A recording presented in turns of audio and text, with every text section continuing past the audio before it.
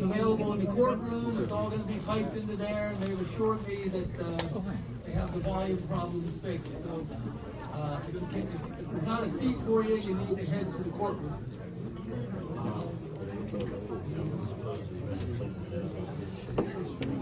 Okay, I'll just. That's everything over there. 18 people standing. Maximum of 18 people standing. Fix the microphone. Can't hear you. Yeah, talk into it.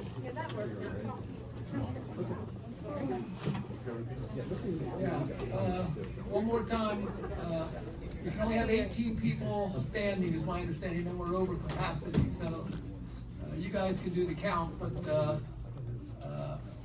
plenty of room in the courtroom, and you can hear and see what's going on.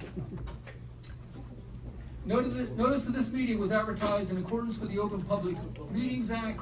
We'll now respect the flag.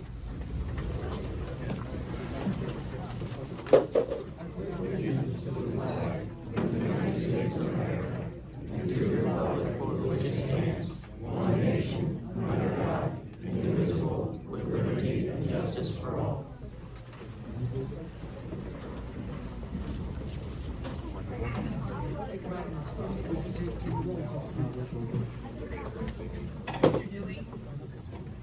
Here. Here.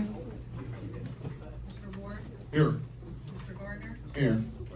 Mr. Dietrich? Here. First item of business is a closed session. I understand we do have matters for closed session this evening. So,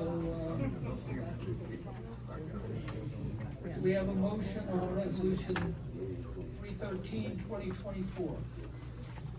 Make a motion to approve closed session resolution number 313-2024 at this time. I'll second. I believe most of the matters involve litigation. Potential contract negotiations and potential Can't hear you. Yeah, we can't. Use the microphone. contract negotiations and potential litigation. Mr. Ward? Yes. Mr. Dewey? Ms. McCartney? Yes. Mr. Gardner? Yes. Mr. Dietrich? Yes. So we have a couple of matters to discuss. It'll probably take a few minutes, but we will be back.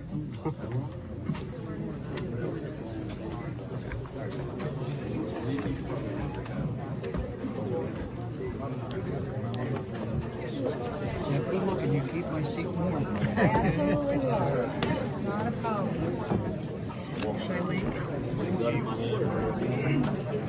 He's flirting with me. I knew he was. He's a smooth talk.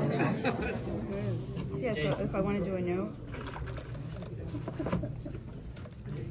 You might as well just go up there and join. Why is it so slow? Because you're in the building. Yeah, right.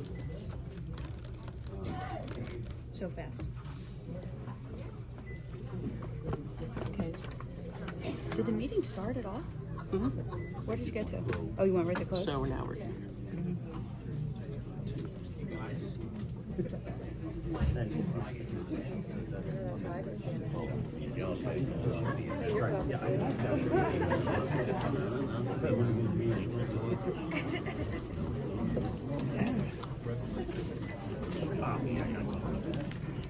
$322. Okay. So. Okay, the meeting's gonna come back to order. I'm just gonna remind everybody, fire marshal's rules are, we can only have up to 18 people standing, who don't have chairs. I think we have maybe a couple extra here that may have to move to the courtroom.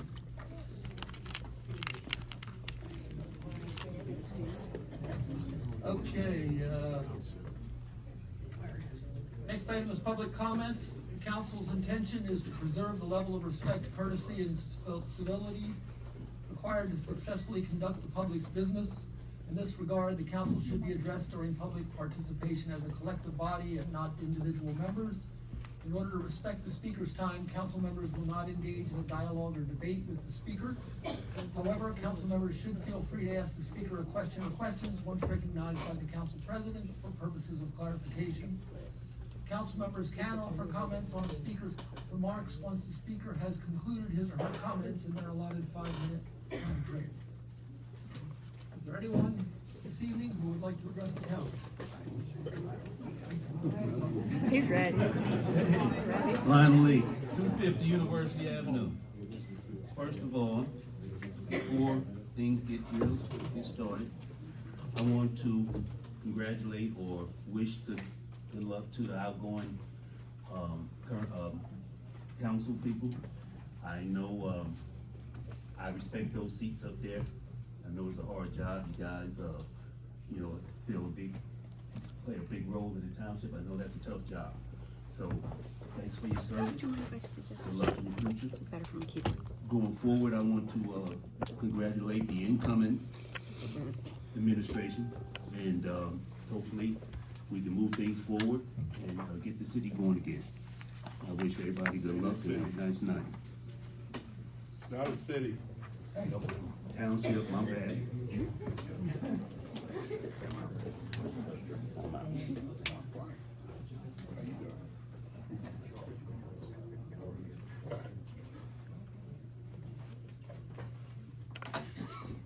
My name is Justine Miller. I live at 311 Shoshone Trail. This is some of my Girl Scout troop, 21072. They wanna say something. Good evening, this is Girl Scout Troop 21072, and we would like to thank the community for their support over the past 12 years. Next year, we're planning our final trip, which is 8 days in Iceland and 5 days in Switzerland. Wow. And we've been fundraising for the last 3 years. We want to thank you for buying our cookies. The sale started in January. Thank you for buying our crafts, and thank you for all of your support. We want to wish everyone a happy holiday season, and we would like to sing a holiday song, so please feel free to sing with us.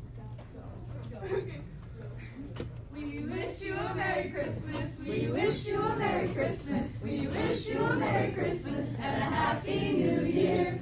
We wish you a Merry Christmas. We wish you a Merry Christmas. We wish you a Merry Christmas and a Happy New Year. Good tidings we bring to you and your King. Good tidings for Christmas and a Happy New Year. We wish you a Merry Christmas. We wish you a Merry Christmas. We wish you a Merry Christmas and a Happy New Year.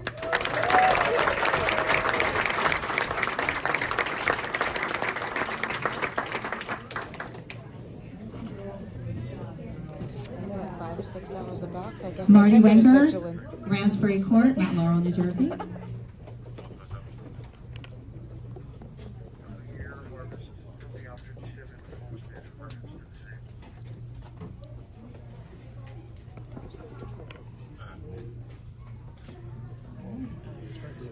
Hi, my name is Marty Graf-Wenger. I'm president of the BMIA, Browns Mills Improvement Association.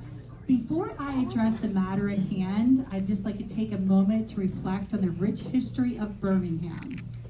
Birmingham is the epitome of the Pine Barrens. It received its name from the Birmingham Iron Works that opened there in 1803, contributing significantly to the United States effort during the War of 1812 against Britain. Over the years, Birmingham has hosted a furnace, a mill, and even a summer resort, all of which that has shaped its unique character and community spirit. As you prepare to vote on the easement for the construction of 5 additional warehouses in Birmingham, I urge you to consider the broader implications of this development.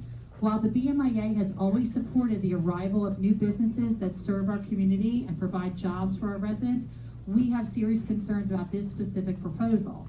Birmingham's real issue lies in its small winding roads and the impact of increased truck traffic. This easement is a mere 40 feet from someone's property line, raising significant worries about noise, safety, and the quality of life for the residents. Many of the warehouses being constructed in our area are not operating at full capacity, and they often do not provide services that directly benefit our residents. Additionally, these developments frequently do not create local employment opportunities, which can hinder our community's economic growth. We understand the importance of tax revenue and the complexities surrounding potential lawsuits, but we also believe it's crucial to approach this decision with care. Over the past 105 years, the BMIA has proudly supported businesses like the Wawa, the Grocery Outlet, and the Taco Bell, businesses that enhance our town and create jobs for our residents. We must ensure that new developments align with the best interests of the community.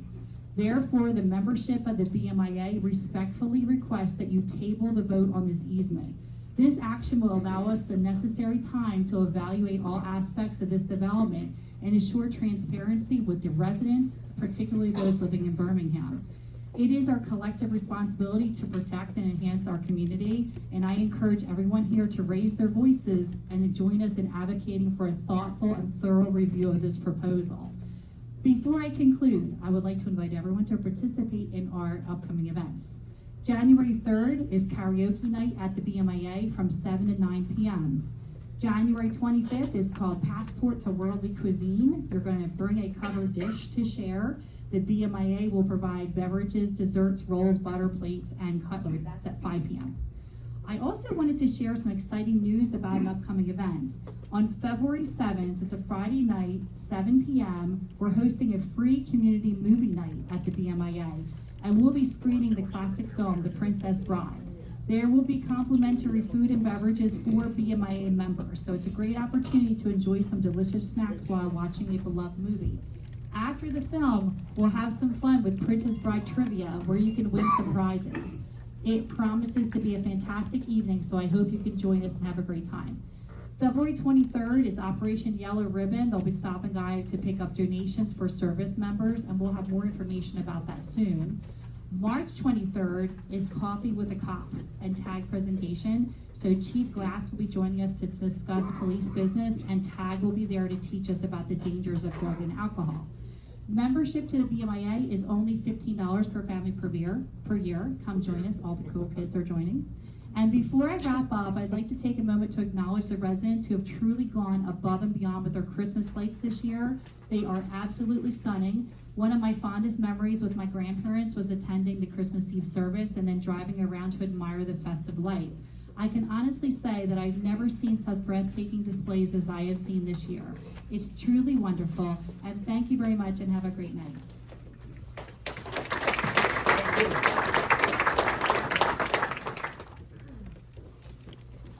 Marie Reynolds, Horizon Road, Browns Mills.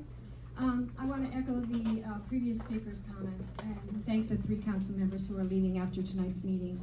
Whether or not we agreed with you all the time, you know, there are 30,000 residents in this town and there are 5 of you sitting up there. So you take the brunt of everything, and I do appreciate that. Under this form of government, it's not easy to be a council member. If the person who's elected has limited intelligence or experience or dubious motives or serious control issues, there's not really that much you can do about it, right? I mean, you're stuck. So I do applaud you for your service. I know it hasn't been an easy job. Sadly, I understand that we may lose some of our most knowledgeable experts as you leave.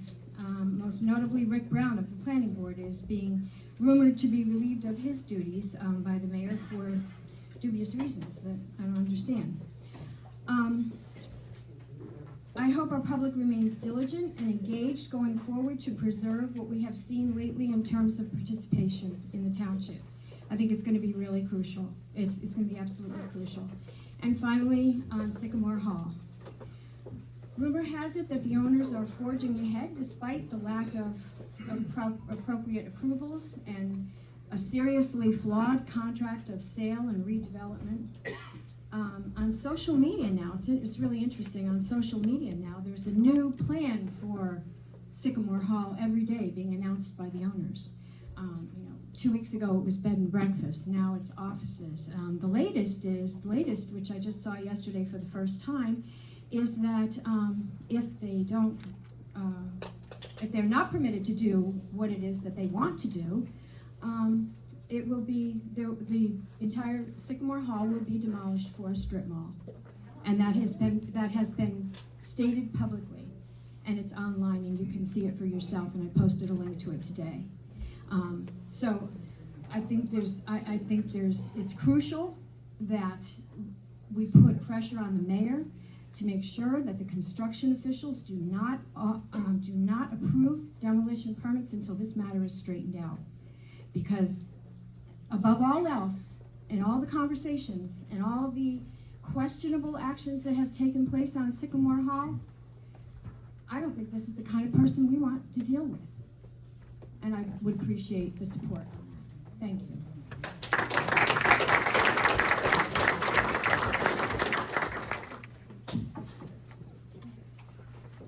Good morning. Good evening. My name is Declan, and I live in Browns Mills. And I came here to ask if you can put a roof over the basketball court right next to Mirror Lake. Because when it rains, people won't get to play with the court, and everybody likes to play over there. A lot of people go there.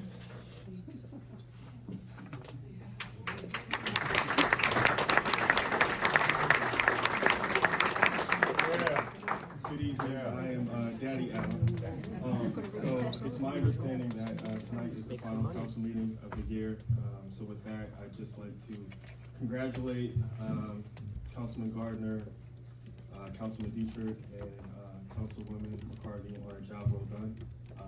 As someone indicated earlier, I know there are plenty times that it hasn't been easy, but you all did what you thought was right in your heart, and you always had the township, the best interests of the township at hand. So I thank you again for your job well done.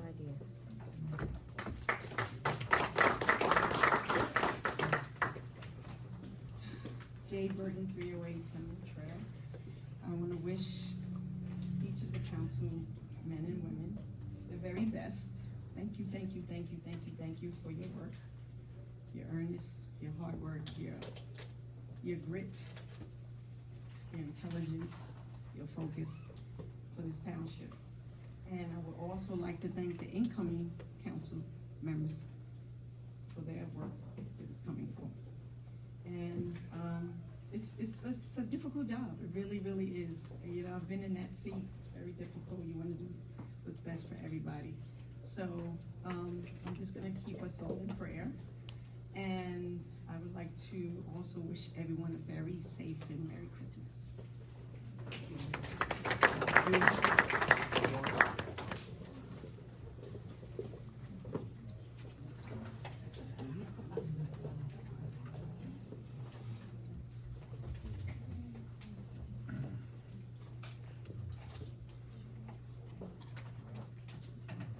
Pat Guthrie, 317 Birmingham. I'd like to wish all the council also a very Merry Christmas and a Happy New Year. I'm not sure if we can do anything about it, but I go to Bud's K&P farm a lot. I do love going there because it's the best food ever. If you want to grab yourself I'm in love with their chicken tenders. Everything that I've gotten at Bud's K&P farm has been just totally outstanding. And when you make like coming from Birmingham, when you make a right-hand turn to go to Bud's, I just noticed it the other day that the speed limit is 50 miles an hour. I always just drove like 30 from Bud's to at least Lake Valley because there's a bunch of houses that are right alongside the road. Isn't there some kind of ruling where when there's houses and people that the speed limit, like when they're off the road, should only be like 35 miles an hour? So I was wondering, I know when it gets to Lake Valley, there's like a fire lane road that if the kids are playing out in the yard, they have another road that there's not heavy traffic. But these people that have the houses in between the traffic light and Lake Valley, they don't have any extra roadway or sidewalk or anything protecting them. And the other day, the little dog got out of the house and there were kids and they ran to, of course, get their little doggy. And the cars were just like zooming, and I kind of turned around, went back, and did notice that the speed limit there is 50 miles an hour.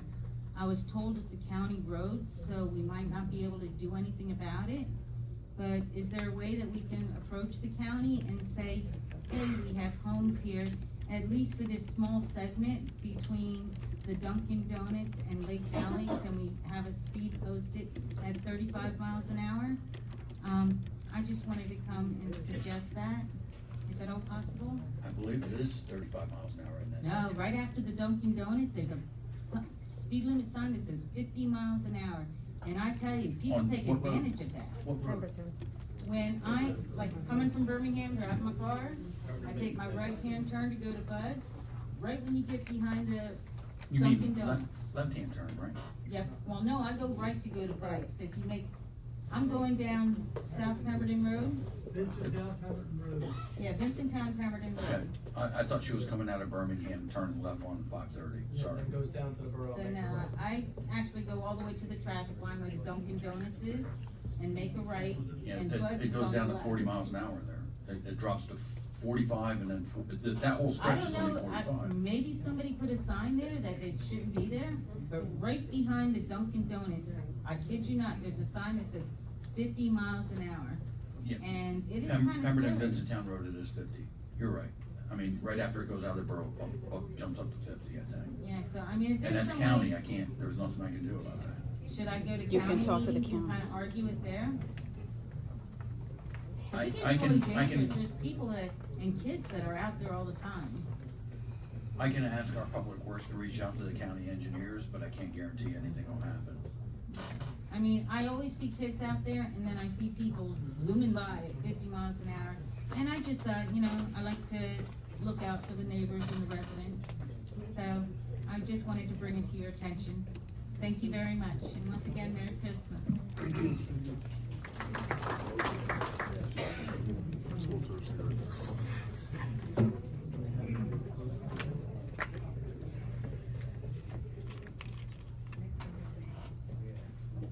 Good evening. Jonathan Duff, Kingston Way. First of all, you know, I just want to say before I begin, I think we can all agree that there should be a roof on that basketball court and that we can afford to do it. You know, but there is a very important motion before the council tonight, and I do want to thank you all for your service as you leave office. There's an easement which, if approved, will result in the construction of 5 new warehouses in the Birmingham area of Pemberton. I was out there about a week and a half ago. It's beautiful woodlands and a working class community cloistered within. And I think the first consideration to be made on this motion is whether the people want it, whether the residents of the area or of the town as a whole desire for these warehouses to be built. And in November, the people rejected the candidates who supported new development of warehouses and voted for the candidates which purported to stand against new warehouses. The people do not want new warehouses. There is a mandate for no new development. And there is an attachment to the land which is deeply felt. We love our forests, our lush rivers and creeks, lakes, small family farms, and rolling fields. Burlington County is one of the greenest counties in America. That's not just a platitude, that is a lived reality. And it's not something that we want to see disappear in the name of short-term profit maximization. With every warehouse built, you level and permanently destroy dozens or hundreds or thousands of acres of land. The damage is severe, on a grander scale than any other type of development, and can never be undone. It confuses and displaces wildlife. It causes soil erosion and groundwater displacement, resulting in new flooding and literal sinking, as we've seen in communities like West Hampton and Florence. Sustainable development is necessary to preserving a habitable planet. 5 new warehouses approved with total impunity is not sustainable. It is anti-youth. It stands in direct opposition to the interests of my generation, who will have to live with the decision that you make as legislators tonight. And it stands in direct opposition to the interests of working people, hardworking families living right now in the surrounding areas of where these warehouses will be built. They will have to live with the decision that you make tonight. All of this is being considered in the name of short-term profit maximization, of having new rateables, but warehouses are fiscal heroin. The profitability only lasts so long. Many of them go abandoned after a number of years, at which point more are required to sustain unsustainable tax cuts. As Florence, what has happened there is that they have had to keep approving more and more to keep funding these massive tax cuts, and everyone in the town is much worse off. If you have one iota of doubt that this is the right thing for the people who do not want it and will be hurt by it, then I beseech you to at least table this motion. For 3 of you, this will be one of your final acts as legislators serving the people of Pemberton. This is a decision which we, the people, will have to live with for generations to come. What legacy would you like to leave behind? Thank you.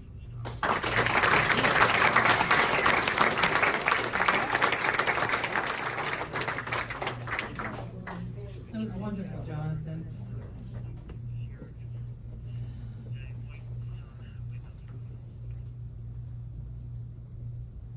Good evening. My name is Deborah Skipper, and I'm the proud owner of Pineview Terrace here in Pemberton Township. I wanted to speak tonight to make you all aware of what the mayor is doing to our township.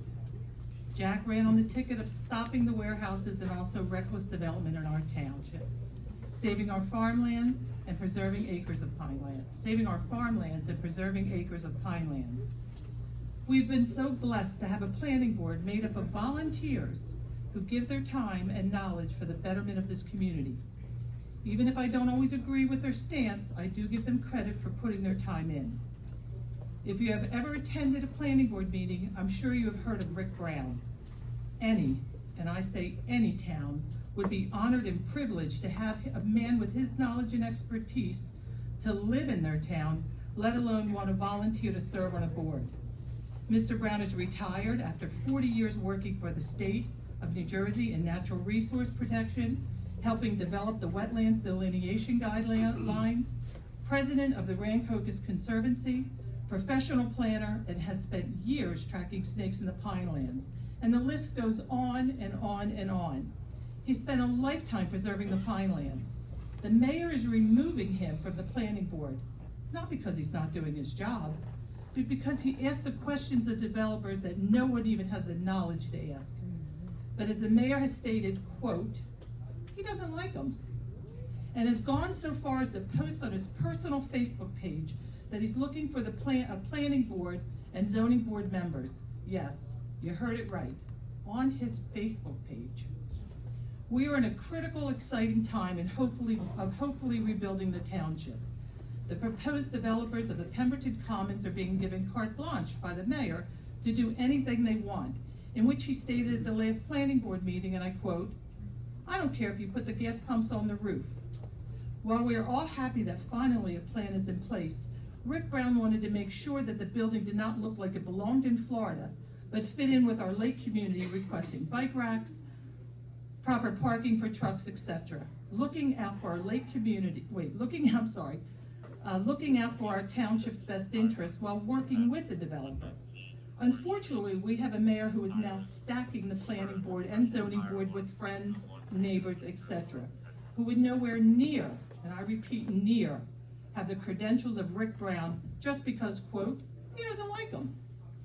It is lonely being an island, and it's a shame that you, Mr. Mayor, have alienated the incoming council and now the planning board and zoning board. I would expect this of middle school students, not a grown man. You are being short-sighted and not acting in the best interest of our community. I do hope that you have some self-awareness and rethink yours, and yes, Mr. Hornicle's plan to push forward with some of the poor decisions of the previous administration. I think you're forgetting that many did not vote for you, but against the previous mayor. Thank you, and Merry Christmas to every president.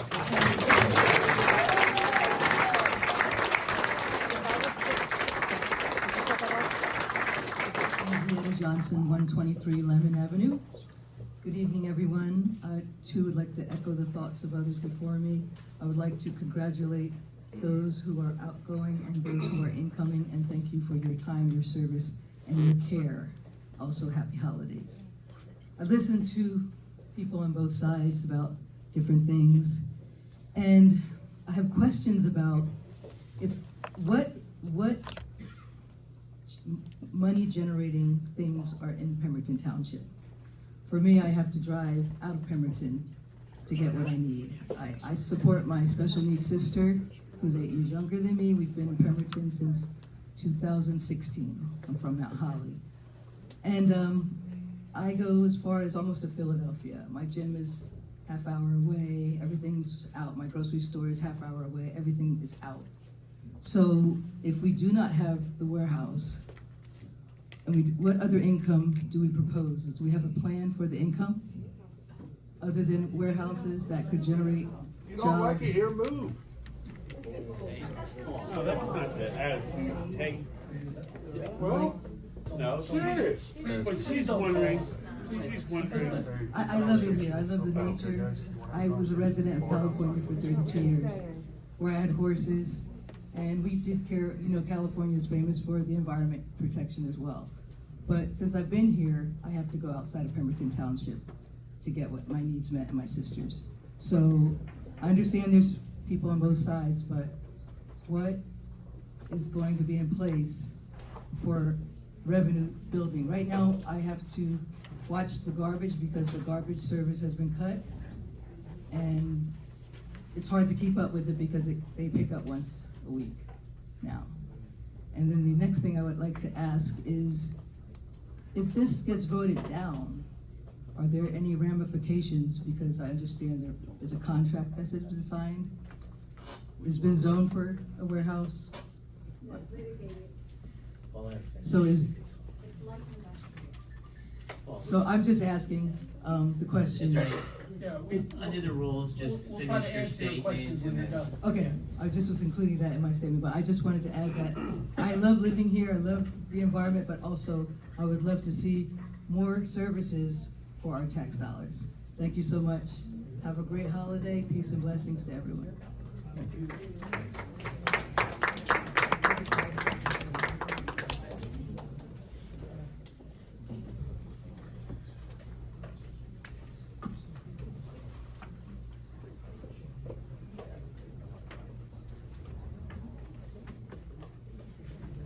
First, Desiree Dunn, 17 Center Street, which is off of Birmingham Road.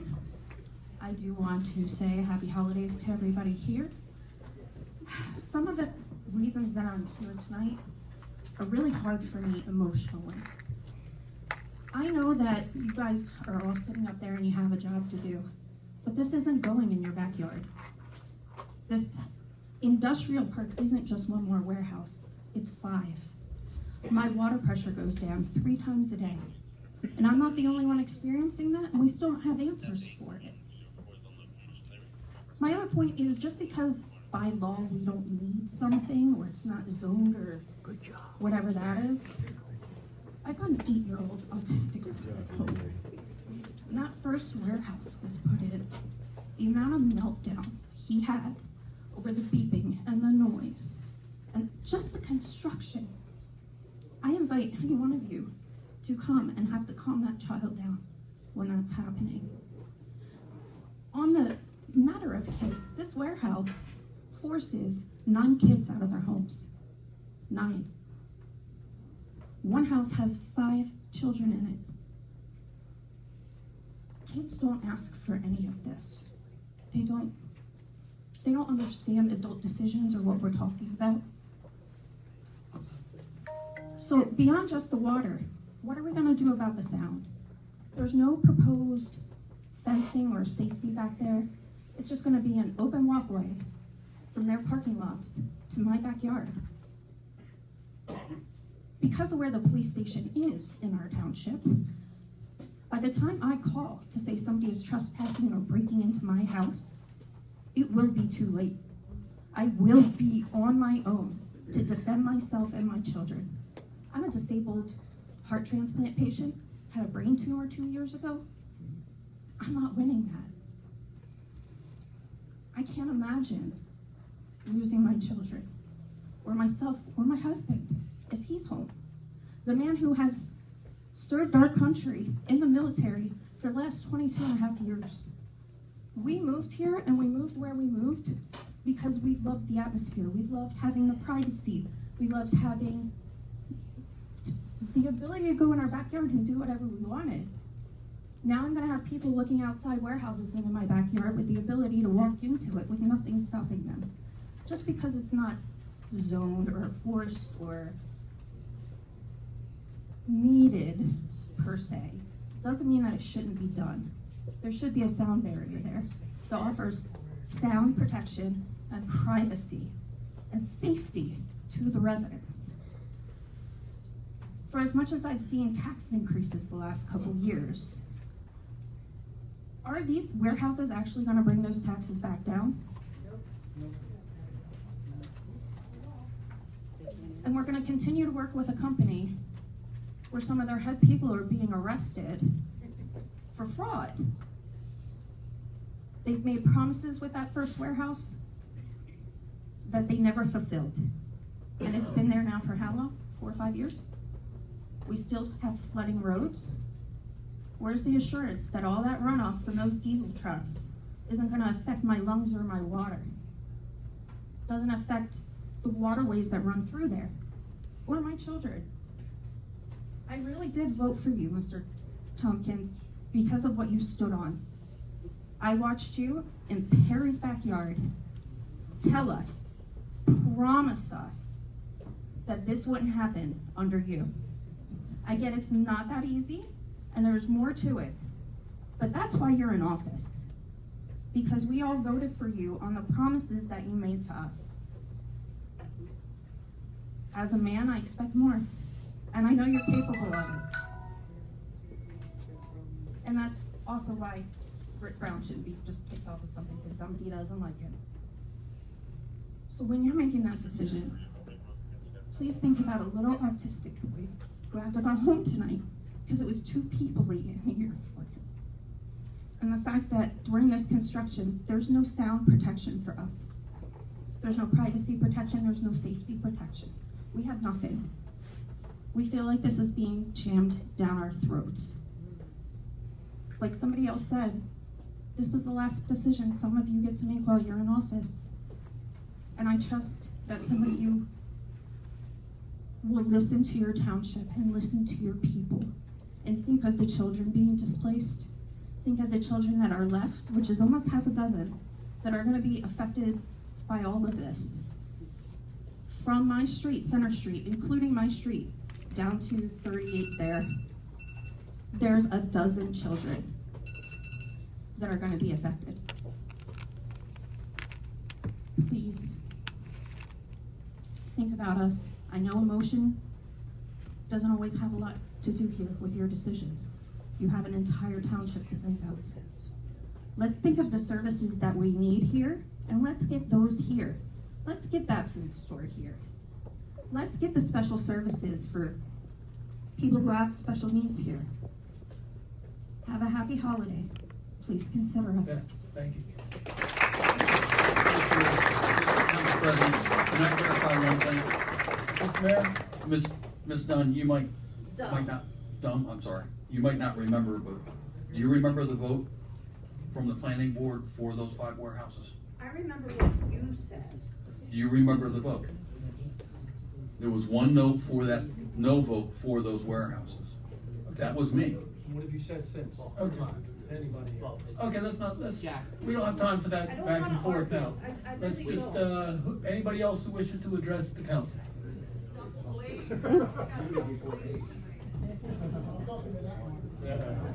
Mark McCartney, 94 Aspen.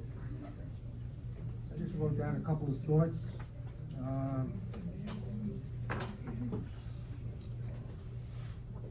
I want to begin by thanking all of the council members for taking the time out of their lives to serve the entire community.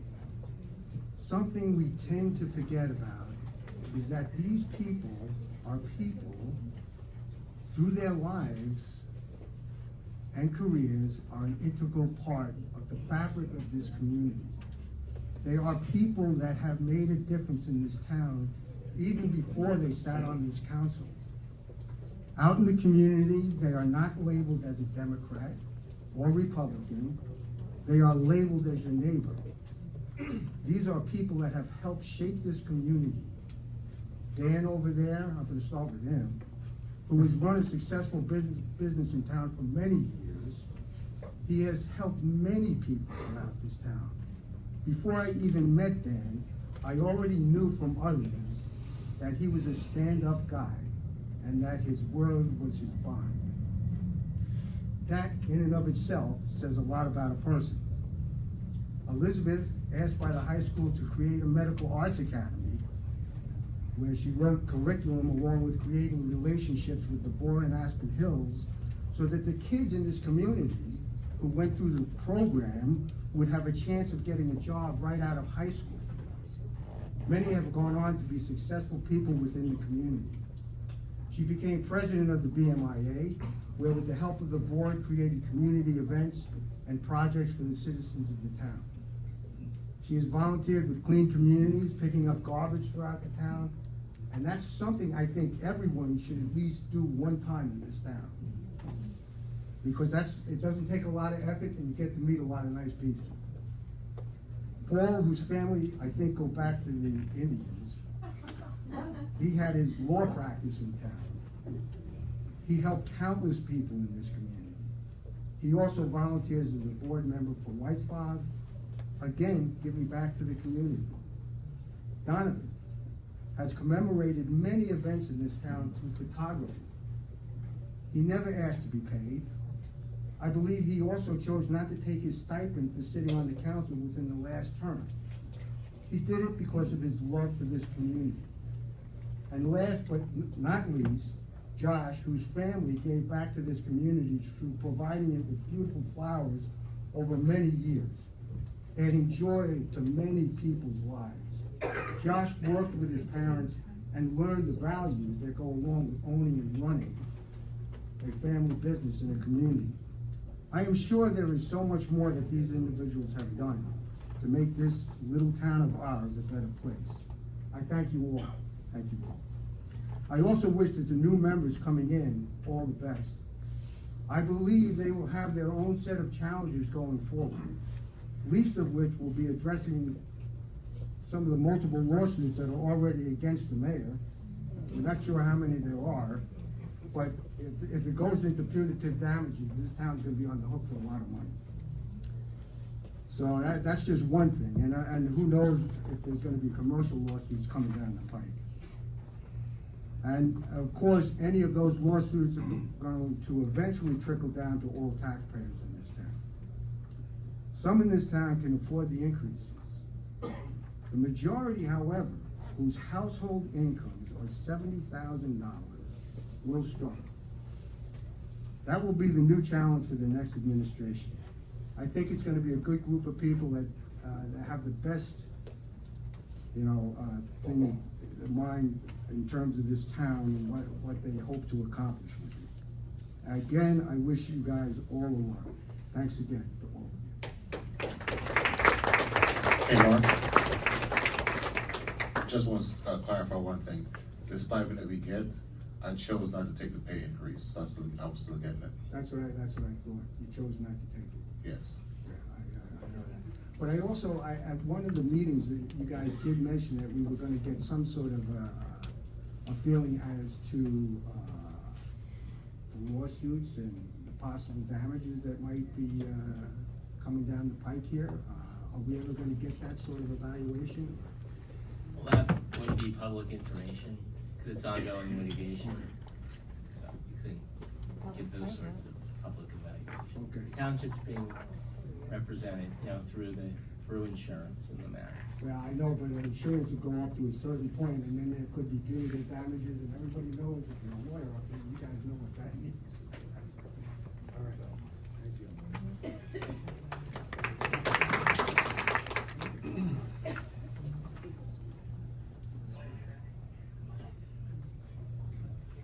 Good evening, everyone. Richard Allen, 23 Terrace Road, Pineview Terrace. 7 years ago, I moved into this town, unfortunately due to a divorce, but we were also looking to get out of Florence, because many of the things that you guys are facing now, Florence was facing at the time. I chose this town because, like many of my fellow residents in Pineview Terrace, we moved out of more metropolitan areas, coming down to a more relaxed lifestyle, not a lot of crowding, a lot of businesses and like that, and having to dodge trucks. My ex-wife moved into the community with me because of the fact of the atmosphere in this town. We have often commented to each other, thank God we moved out of Florence, because we didn't want to deal with all the trucks, with all the new warehouses Florence has built. many of which are still empty, okay? That's, when you look to the plans of going forward, I think you need to think about that as far as what the residents are looking for in this town. We're looking for a reasonable place to live as far as pricing goes, which we found with taxes and like that. We're not looking to be Mount Laurel, we're not looking to be Florence or anything like that. The nice rural atmosphere is what we want. These 5 warehouses, I sat in, unfortunately because of some health issues, I wasn't able to sit in all the planning board meetings I wanted to, but I did talk to people and like that. The one planning board meeting I sat in for the warehouses, they were talking about Birmingham Road, putting signage up, widening the road, and something else that I'll touch on in a moment. I run a trucking company that runs tractor trailers throughout the United States. The signs aren't gonna do it. I know my drivers, and I hire because of the type of business I am. They're not the average real drivers. And they blow through signs. And that's gonna put those trucks, if you put an entrance on Birmingham Road, down in the residence of Birmingham Road. Now I'm gonna touch on the thing I talked about before, which I found. I want you guys to remember one thing.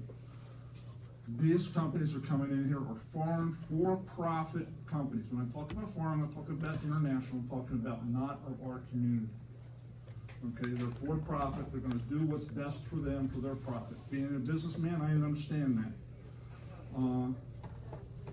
But I was shocked to hear that this for-profit company was talking about, well, if you need to take a little bit of land, we'll enact the takings clause.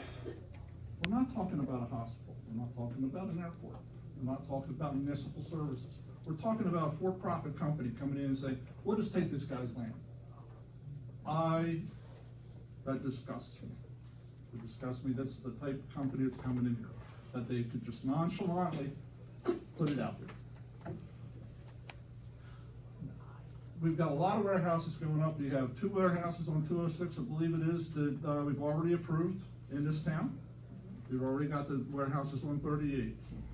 You got the 2 warehouses on 38 there by the Walmart. Both of those are still empty. You got the big warehouse that's sitting in there in Burlington. There used to be the Burlington Center. It's empty. Several of the warehouses in Mansfield, talking to my son, who's a detective on the Mansfield Police Department, are empty. What happens if you build these 5 warehouses and they're empty and these people walk away from it, and then you guys, the town is hung to what to do with this? I urge you to really consider this is not what the town, I think you can see by the number of people who come out to talk about this, that it's not something the town is in favor of. I do commend everyone for everything they did to get past the improvements to town center. We needed that. And those kind of projects we need.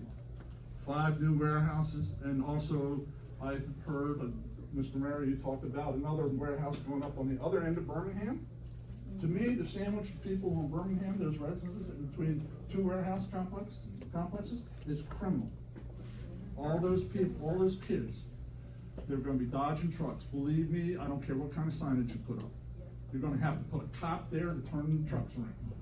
I know this, I run the trucking company. Please, think about this, reconsider whether we want this easement or whatever, and what we want for this town. I thank you for your time. I thank you for the time you take and out of your personal lives and like that. I understand that you take a lot of heat. I appreciate that, and I would appreciate everything that the town council and the town planning board is doing, even if I don't agree with it, my plan. Thank you. Have a good evening.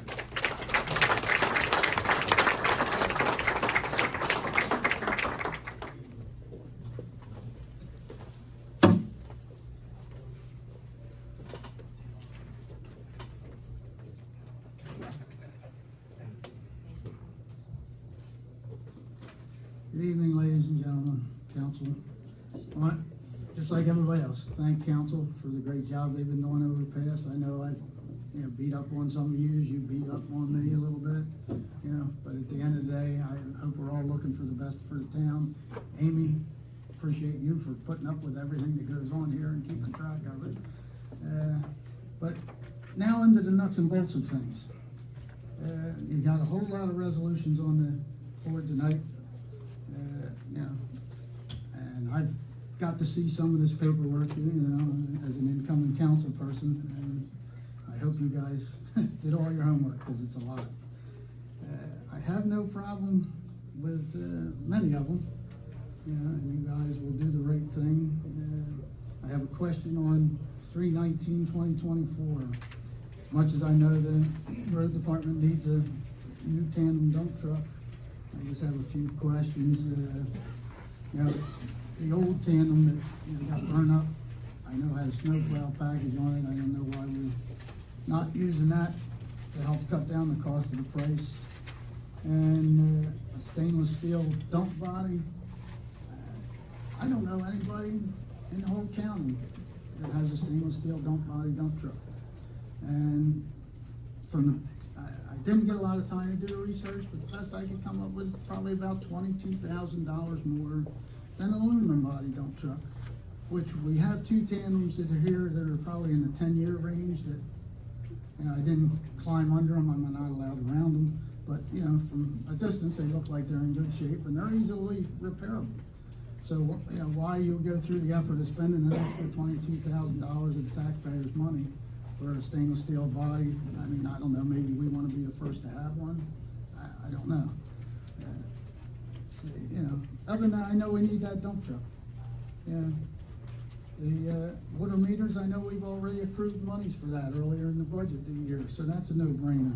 3 years for the police. That should be passed with no problem. Our police need all the equipment they can for their support. Now we get into the tough ones. 3/22/2024. Please vote no. If you've done your research, some of it's not about what's on the resume, but it's about what's not on the resume. You do your research. I'm not going to get into the nuts and bolts of it, but the guy needs further investigation other than what you guys see on that resume. Either vote no or vote to table. Don't vote on it, let it die, but, just let it go. From that point on, 3/23, 24, 25, 26, 27, 28, again, please vote no, let it die, table it, whatever. There's a lot of stuff on these things, and I'm sure you guys, again, did your homework. There's a lot to digest at the last meeting for the year. And I hope you'll do the right thing here. And thank you for your time.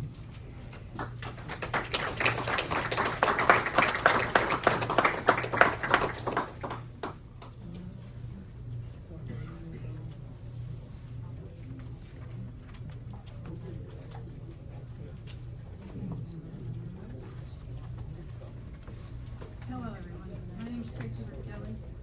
I live at 21A Center Street.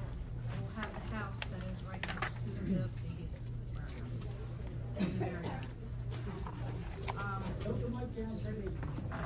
Can you hear me? Sorry. I live at 21A Center Street, and I will live next door to the biggest warehouse that they are going to build out of the 5. I really thought that maybe this wasn't gonna come. I'm very upset that we had to throw all of this stuff on at the last meeting so that we can get this all taken care of before you guys leave. I did not think that was proper, not at all. I can tell you, I bought my house because of the area. I do have a handicapped son as well that I'm leaving the house to when my husband and I pass. I also have just had a brand new granddaughter who's 2 months old. She is also living at this house. And I am terrified of what you guys are gonna leave for them, because you guys won't be here.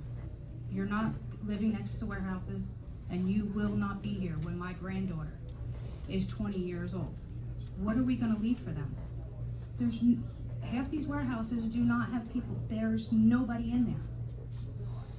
The one thing that it makes me look like, or makes me think of, is Trenton. If any of you lived in Trenton, I was born and raised in Trenton.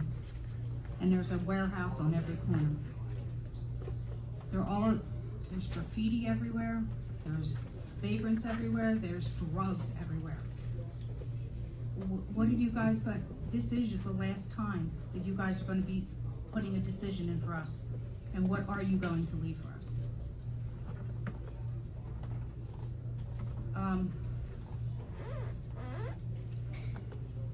I've lived here 3.5 years and my taxes have gone up $2,000. And I have to pay this amount of taxes to live next to a huge warehouse? How is that fair for any of us?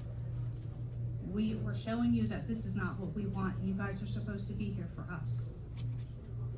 And it's not that we don't want development, we do. Put a strip mall back there, I'm fine with that, if that's what you wanna do. But why warehouses? That's all I got, thank you guys.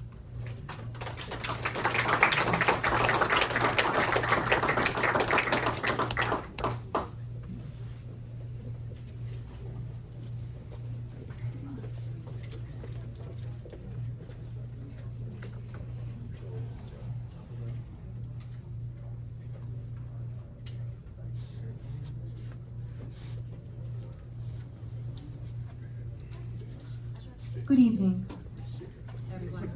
My name is Athena Katsipis. I'm a lifelong resident of New Jersey. I came here this evening from Burlington Township. I'm not planning on speaking. However, having lived in Burlington Township the past 7 years, and in that time, I have witnessed the proliferation of warehouses all along Route 130, 206, 38, 541, 295 in Columbus, Mansfield, just to name a few areas near me. I stand before you as a concerned citizen. The consequences will be devastating if these 5 warehouses are built in Birmingham. This area is in the heart of farmland and the pinelands.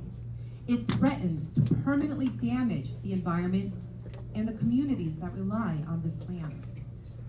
Let me explain just a couple quick points that I put together while I've been here and listening to the other people speak. The construction of warehouses introduces significant risks of water pollution. The pineland and surrounding farmlands depend on clear natural water sources. New warehouses will likely increase stormwater runoff, carrying pollutants like oils, chemicals, heavy metals into nearby streams and rivers.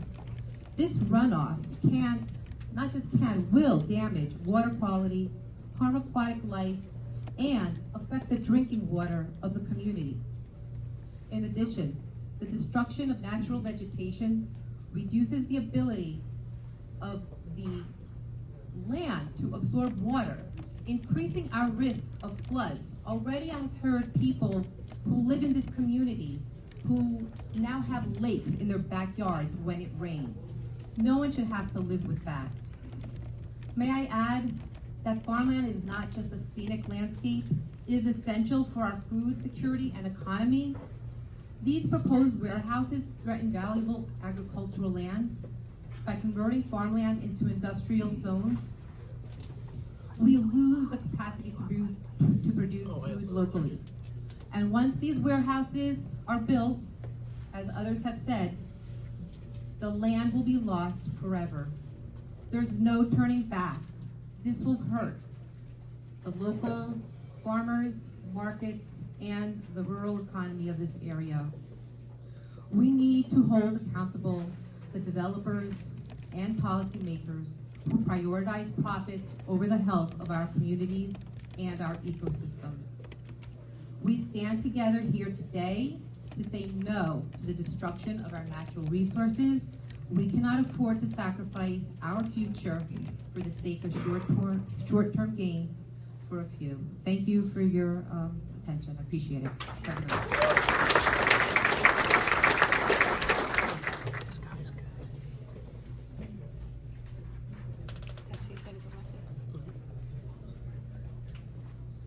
Yeah, she had nothing planned before she got here. Yeah, she said she wrote it down as she was listening to me. Good evening, ladies and gentlemen. Forgive me for the voice, I'll try to project it as much as possible. It was a rough week last week. For some reason, the same development keeps coming up over and over again onto the table for you guys to see that something's just not right. The same thing. We were here 3 years ago after I retired. We've been here 4 years before I retired, trying to figure out what to do here. And it keeps coming back to the table for you guys to be able to do the right thing. Mr. Dietrich, it was 3 years ago, you sat here and you asked Mr. Hornicle a very important question when the first warehouse was going in. The first warehouse promised what they were going to do for this town if we let them build. They were going to build on another parcel directly behind that one. That was their promise to us. The residents in Birmingham stood up and we didn't want any more land cleared. You asked Mr. Hornicle, is that next 25 acres, is it mostly clear or mostly wooded? He looked directly at you. It's in the record. That's where I'm getting this from, the April meeting. And he told you that lot was mostly clear. Business went on. I'm going to ask you, 21 out of 25 acres being completely wooded, would you call that mostly clear? Or would you call that severe misinformation to maybe get a certain vote out of you guys? Honestly, I flat out call it a lie. And nobody was called out for it. It's in the record. Please look it up. Everybody that's coming up here tonight, the one person I'd really like to hear from, Mr. Daniel Dowdoon, the gentleman who's responsible for this construction. What's he going to do for us? We gave him $1 million a year tax break on his first build. $1 million a year. And we're sitting here talking about $1 million fire truck. You know what? You want to come into our town? Buy us a fire truck for a $30 million tax break over 30 years? That's a joke. That's a drop in the bucket for him. My next question, what's he doing for this town to move forward now? With 5 more warehouses. All the jobs that were promised in the first warehouse. Learn from our mistakes, folks. We have 1 township employee at that location. How many were promised? 75 to 100. Come on. Learn from our mistakes. We teach our kids history in school for a reason. So we learn from our mistakes. Last thing I'm going to leave you with is this. I'm going to ask that the residents in Birmingham, if you could please stand up. Just the residents of Birmingham. You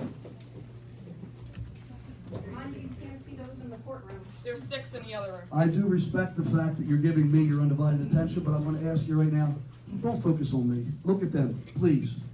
Take a look at every one of them. That's the minority of the group that's here. That's how much support Birmingham has from the rest of this town. The glue that's going to hold this town together coming back after COVID. Here they are. They're the ones that are seated, not the ones that are standing. You've got residents here that lived in Birmingham 40, 50, 60, 70 plus years. Look at them for me for a second and repeat after me. Ladies and gentlemen of Birmingham, I'm sorry to tell you tonight that your 70 years mean nothing to our town. What's more important is greed and money. We're going to stabilize everybody else's tax base by sacrificing your town and what you've donated to this town over the last 70 years. You're not important enough to us. And those of you who live in Country Lakes, you don't think this can happen to you? Browns Mills, Presidential Lakes, Lake Valley, it can happen over some simple zoning. We made a mistake. Learn from it. These people's lives are in jeopardy. This isn't just a passing to build a couple things. You are changing their lives forever. Forever. Thank you.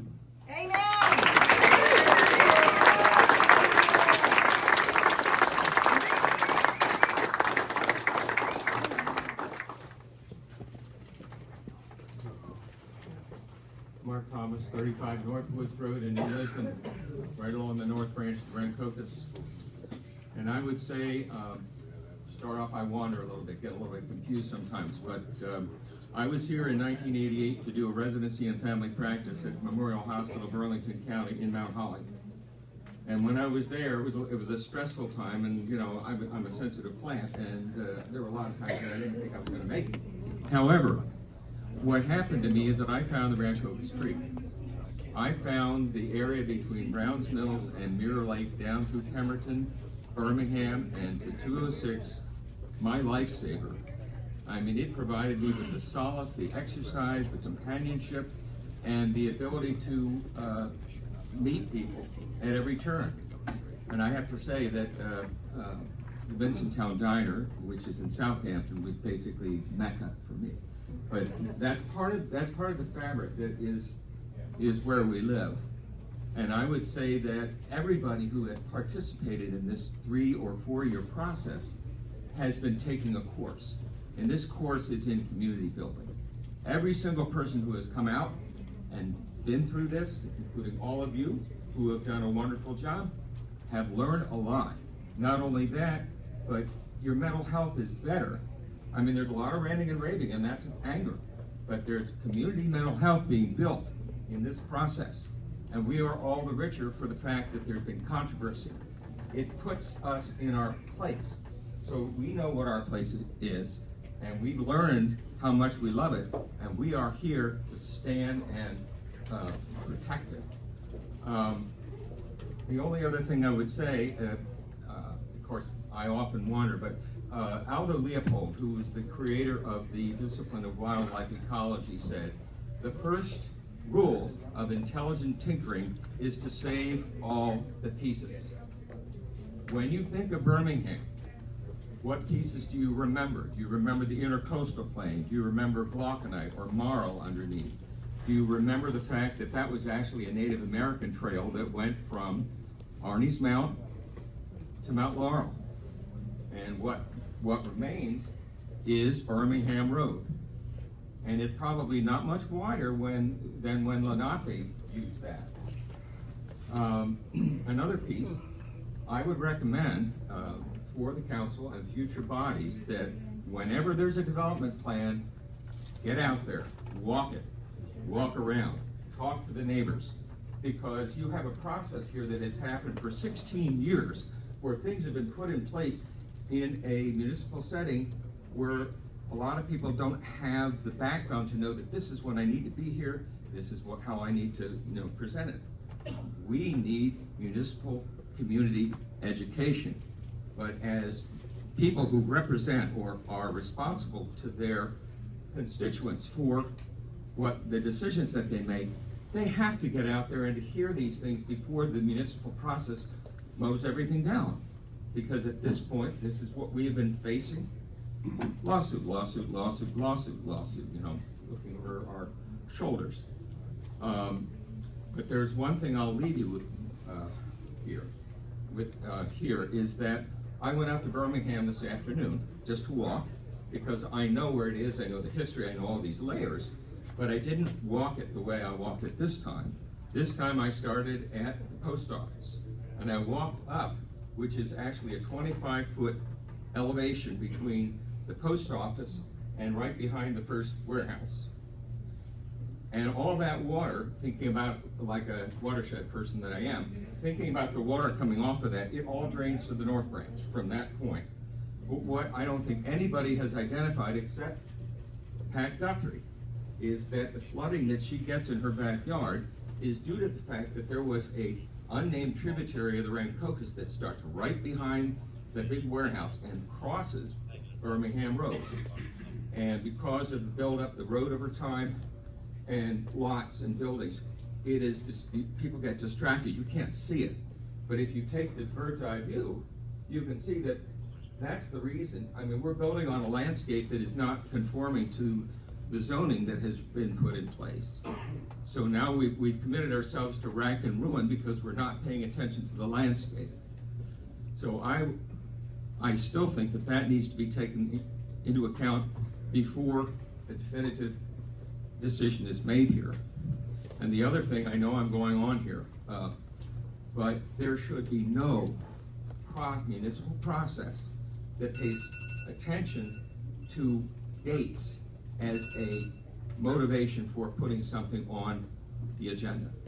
Because this clearly does not have the approval of the people who live in this area. And there are people who have gotten sick over the distress that has come from this, and that's a mental health issue too. So I am sincerely grateful for your presence here, because I don't think I've ever seen people, a community, work as hard as you have, as we all have, so thank you.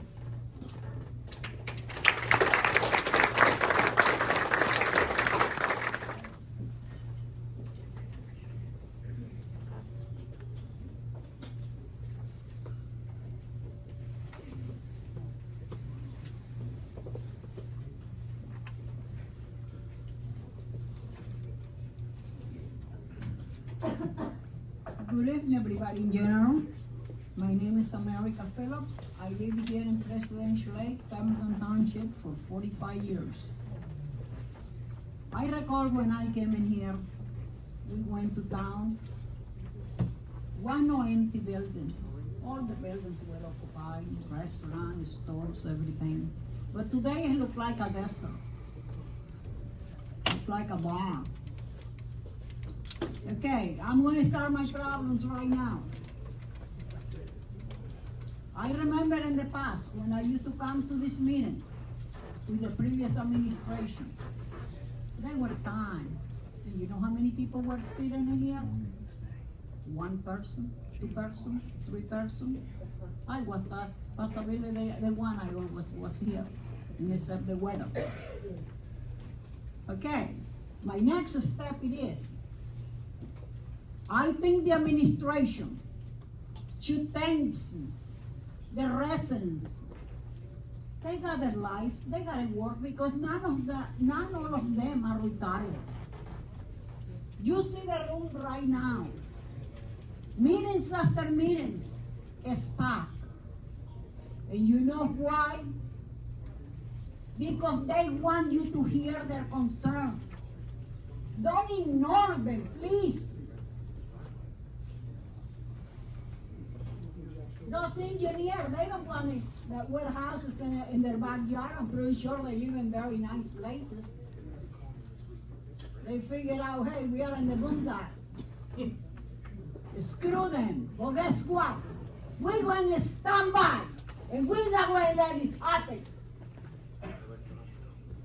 I don't live in Birmingham, but I walk the trail, and I see what is going on in there. I attend the commissioner's meeting. One of my questions was, why there is a sign and say 8 tons limit on North Pemberton Road, going store brandy wine in Birmingham? I was told by the commissioner, they did not put those signs in there. Ask Pemberton. I like to know how true it is. Okay? Number 3, I want to just let this administration to hear every single resident, because when you are who represent the residents in this township, please listen to them. They are here for a reason. Vote no in anything tonight, please. We don't need no more warehouses, okay? I live in the end of the town anyway, but you know what? That may come my way too.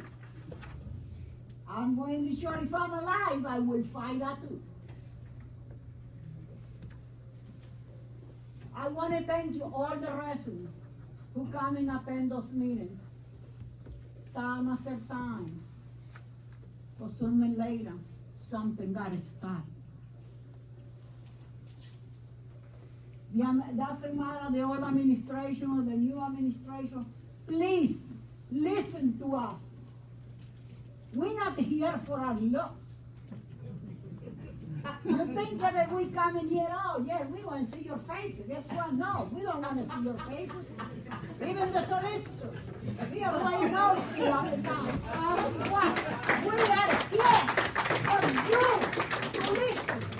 And you're the one are running this township.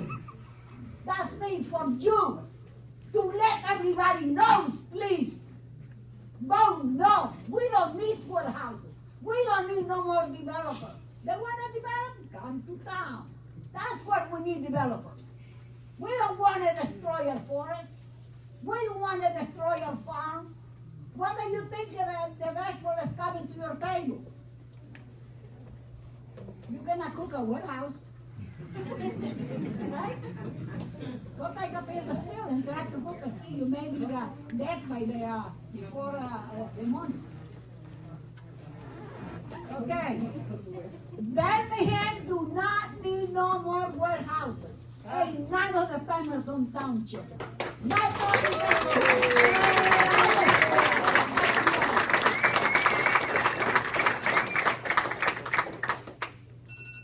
I want to thank you, the boards, the councils be going, and thank you for your services in the past.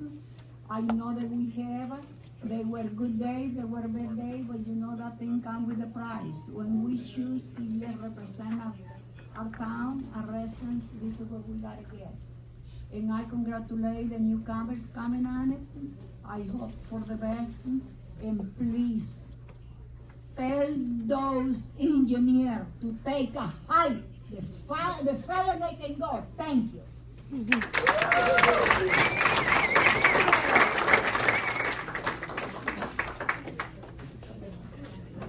Hello, my name is Monica, and before I have a quick comments,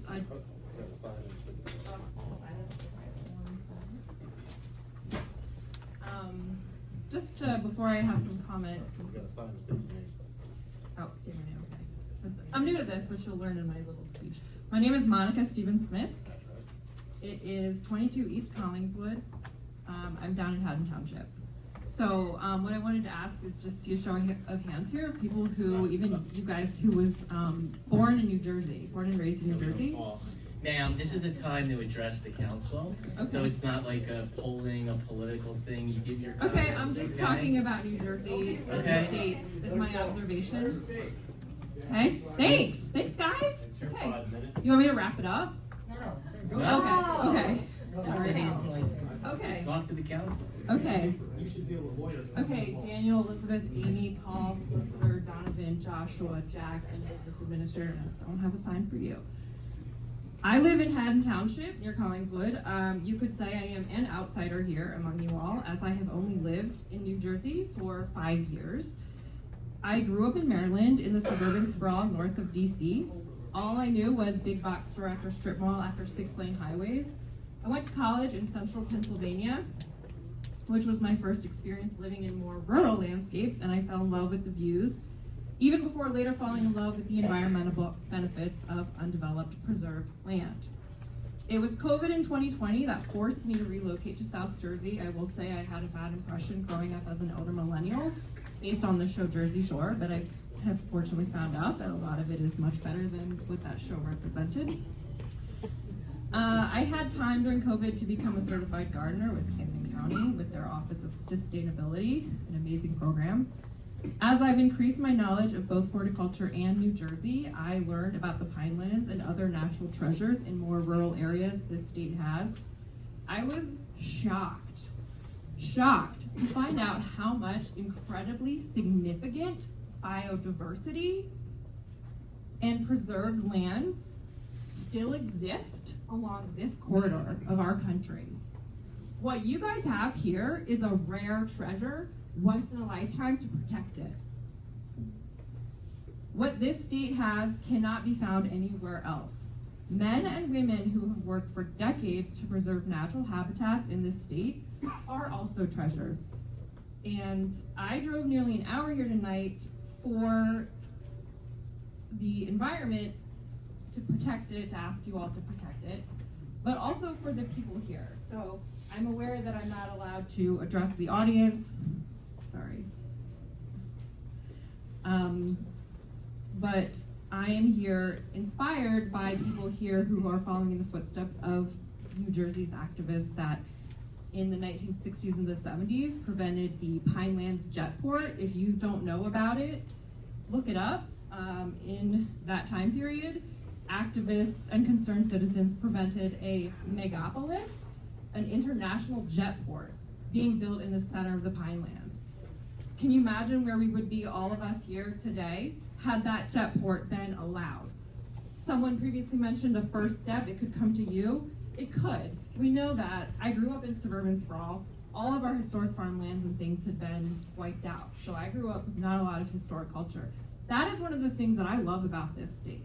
Every little main street you go to, it's a tiny little township, cute, quaint, and then farmlands and nature, biodiversity.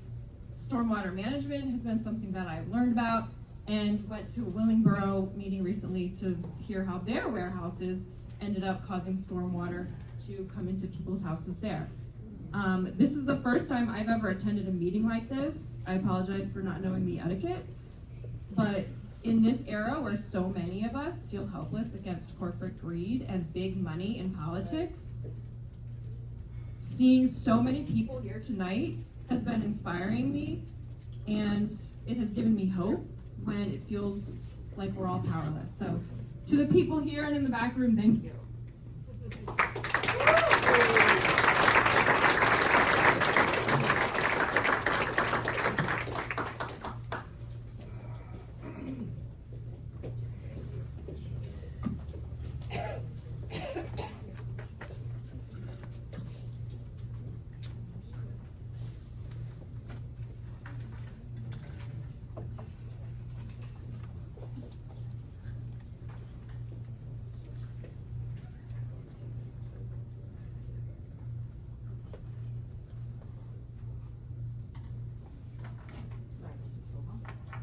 Hi, my name is Patricia Foy, and I've been up here, like, this is my fourth time. I think, may I show you a picture on my phone? Is that acceptable? Just to put this picture of my backyard in front of the middle. That's my backyard. See all those lights back there? That's where. I'll do it.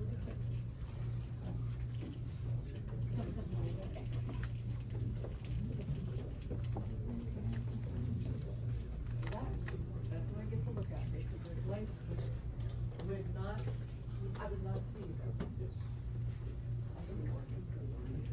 And that's a lot of lights. The rest of the 5 warehouses will be right back my, they'll take the rest of the trees and put their well and their pump and all right behind my house, and then the back of the 2 warehouses along Lenz Avenue. Oh, did I tell you I'm from Southampton Township? Lenz Avenue, one of the last, second to the last house there. It still has some trees behind it, except in the winter when you see the whole warehouse. Okay.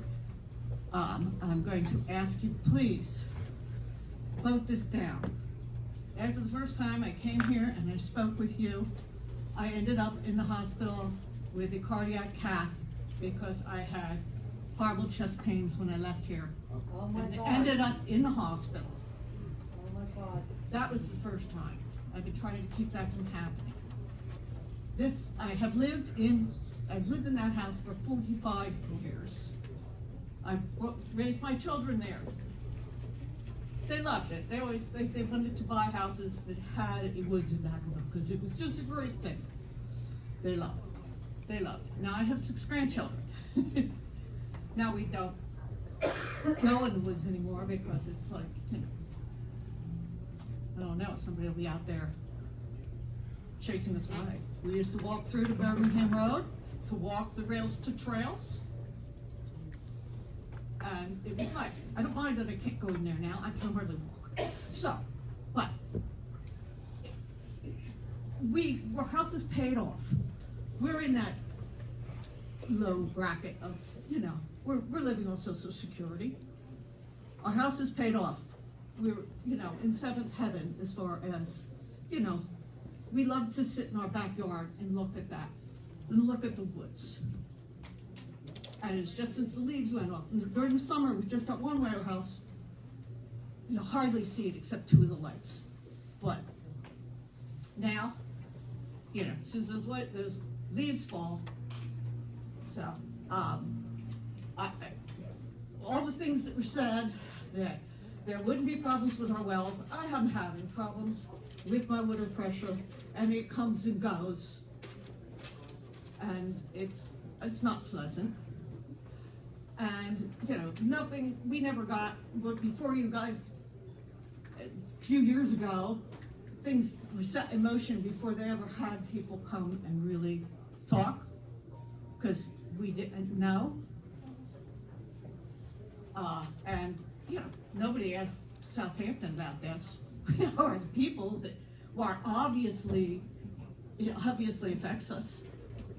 And it's not just me, but the other people on the street just, you know, they hate the fact, but they just moved in and they're renting some of them, and, you know, but the ones, and some just couldn't come tonight. But this is our last ditch effort. And I beg you now, I don't, you know, last time I spoke, I thought it was still Snickers, you know, it was very upsetting, to say the least. But between the light pollution, the air quality, the sewage, don't tell me that the septic is going to affect my well. You know, and I have old well, it's not a new well, you know, but it's always been good for 45 years. And I beg you, please, please, what do you want your legacy to say? You know? Yes, and the ecology, already I'm not seeing as many deer, I'm not seeing as many things that mean, and there is endangered, because I've been there for 45 years. I have seen this. We used to walk the trails, you know. There was tree frogs, northern pine snakes, the pink and white lady slippers, which are a protected species, pileated woodpeckers, along with fox, turkeys, owls, hawks, coyotes, deers, and others. We even had a chupacabra this year. It was actually a mangy coyote, but. Before that was your 5-minute alarm, so. My 5 minutes is up? Try to close it up, yeah. Okay, well, all I can say is, please, please, please. This means a lot to a lot of people. These people are wonderful. I have met these people who are the salt of the earth. They're the real people that Mrs. Floyd, can I ask one question to you, ma'am? I'm sorry, Yes. before you leave. I'm sorry, John, Councilman Ward.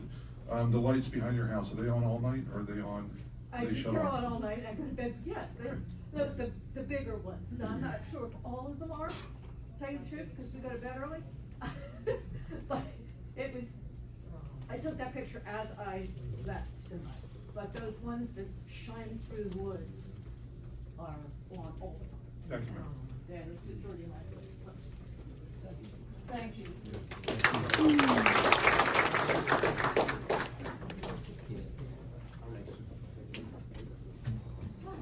Hello, my name is Stephen Mark Georgia.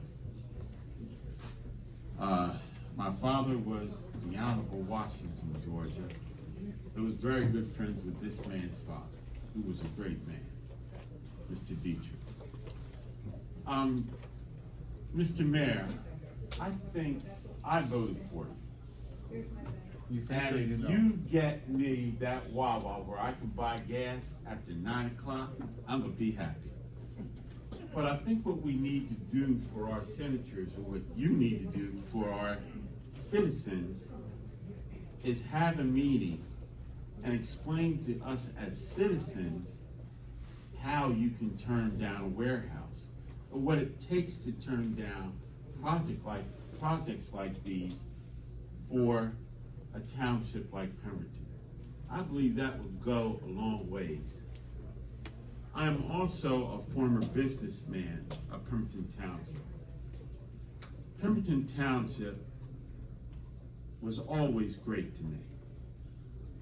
While in Pemberton Township, I was able to receive an award from the President of the United States that listed father and son, a business that formed in Pemberton Township, as one of the top 10 black-owned businesses in the United States of America.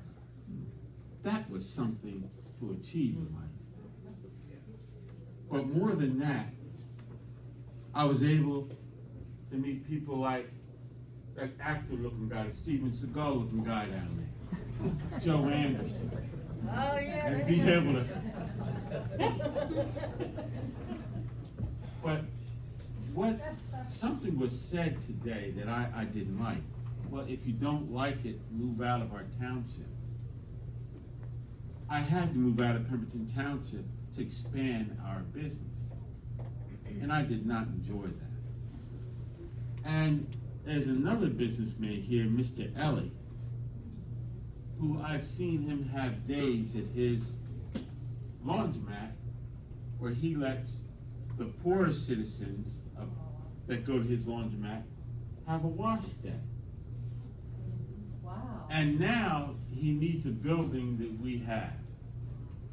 When I was expanding Father and Son, the Township of Burlington wanted us bad. They offered me a building for $1 that was huge, had a rail system going through. I was stupid not, I haven't been smart all the time.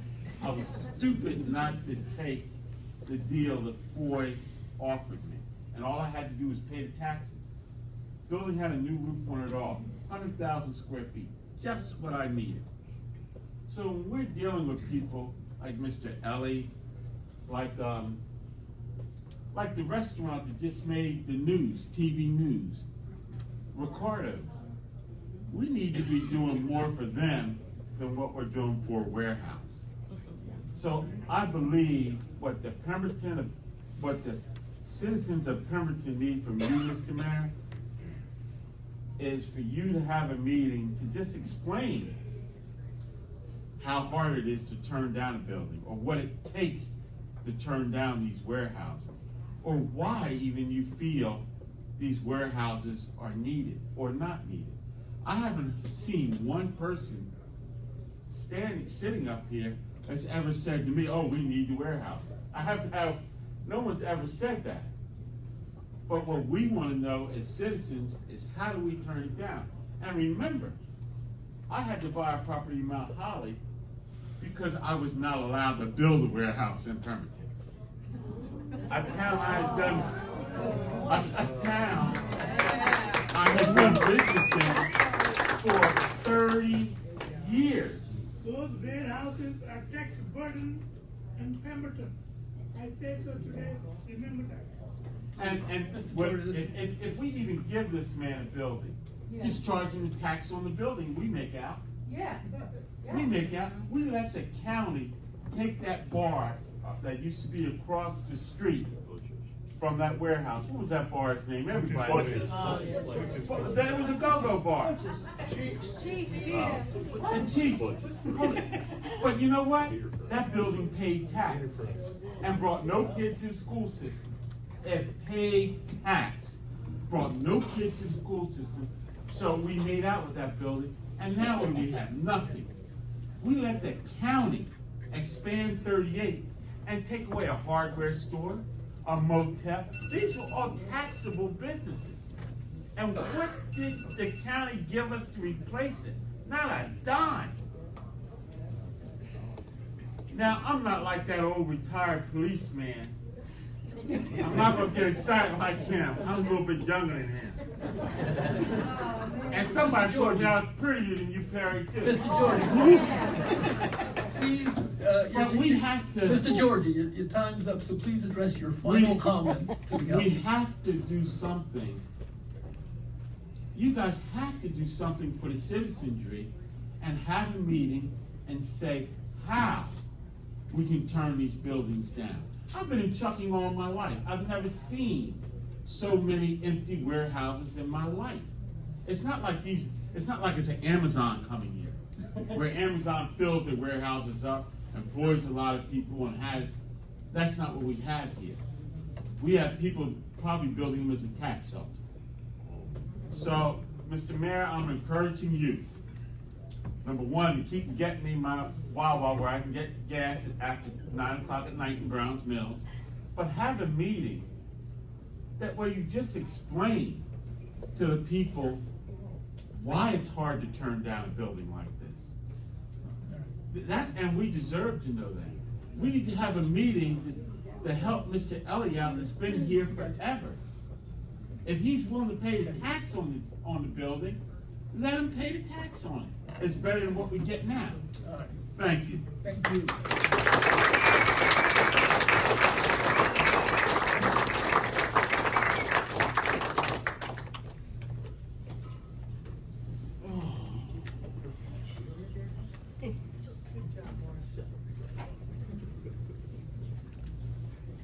Hi, can you hear me okay through this mask?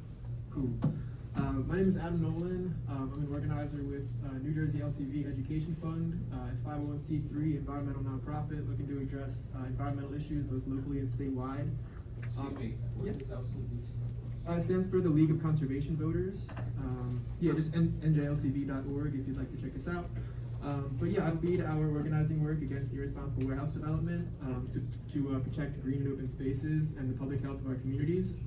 When not properly sited and constructed, warehouses can have many detrimental impacts on the environment, not just surrounding the warehouse itself, but the broader environment. Warehouse development increases the amount of impervious surface in that area, or just non-porous surfaces, which can cause increased stormwater runoff, which can lead to flooding and polluted water as the runoff picks up pollutants that then flow into waterways where it can hurt aquatic ecosystems. I know you've kind of heard this similar stuff before, but just want to reiterate from our organization. I've seen footage from a resident who lives across the street from where these warehouses are to be located, and after heavy rain, Shirley experiences massive flooding that results in a lake in her backyard, which you are aware of. Without proper safeguards, adding more impervious surface like the roofs and parking lots that the warehouses necessitate will only worsen this flooding and the quality of life for the residents in the surrounding area. Another concern is the increase in diesel truck traffic and the resulting air pollution. According to a study conducted by the Environmental Defense Fund on the warehouse boom in New Jersey, released in 2024, one of the main pollutants released by diesel burning trucks, nitrogen dioxide or NO2 pollution, contributes to more than 5,300 new childhood asthma cases across the state of New Jersey every year. More diesel trucks will only increase the amount of harmful pollutants that are released into the air and harm the public health of this community and its citizens. We acknowledge as New Jersey LCV that we will continue to have development and warehouses in our state, but as an organization that advocates for the protection of green and open spaces, forests and farmlands, and for the environment and communities in general, we need to also urge that development is done responsibly. Responsible development takes into account the wide-ranging impacts that a warehouse development can have on the environment, and takes the necessary steps to mitigate those concerns, including recognizing the current standing of the site and its neighboring residences. So as a lifelong resident of South Jersey and an environmental organizer and advocate with New Jersey LCV Education Fund, I urge that the council consider the concerns raised by their constituents and those that will be most affected by these warehouses, and vote no or table this ordinance. Thank you.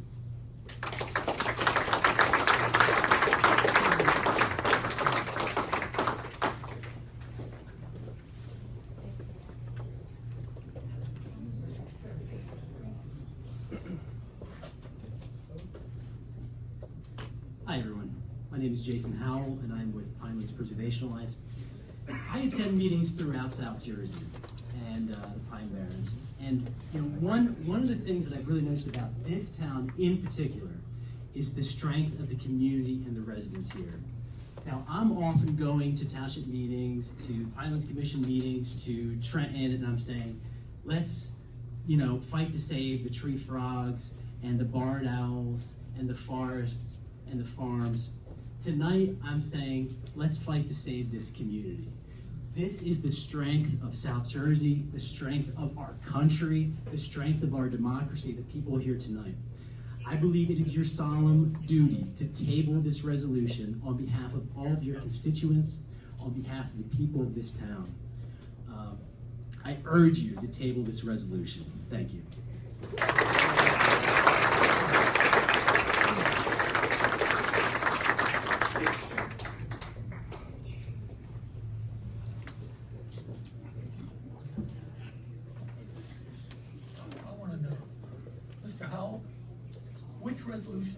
referring to?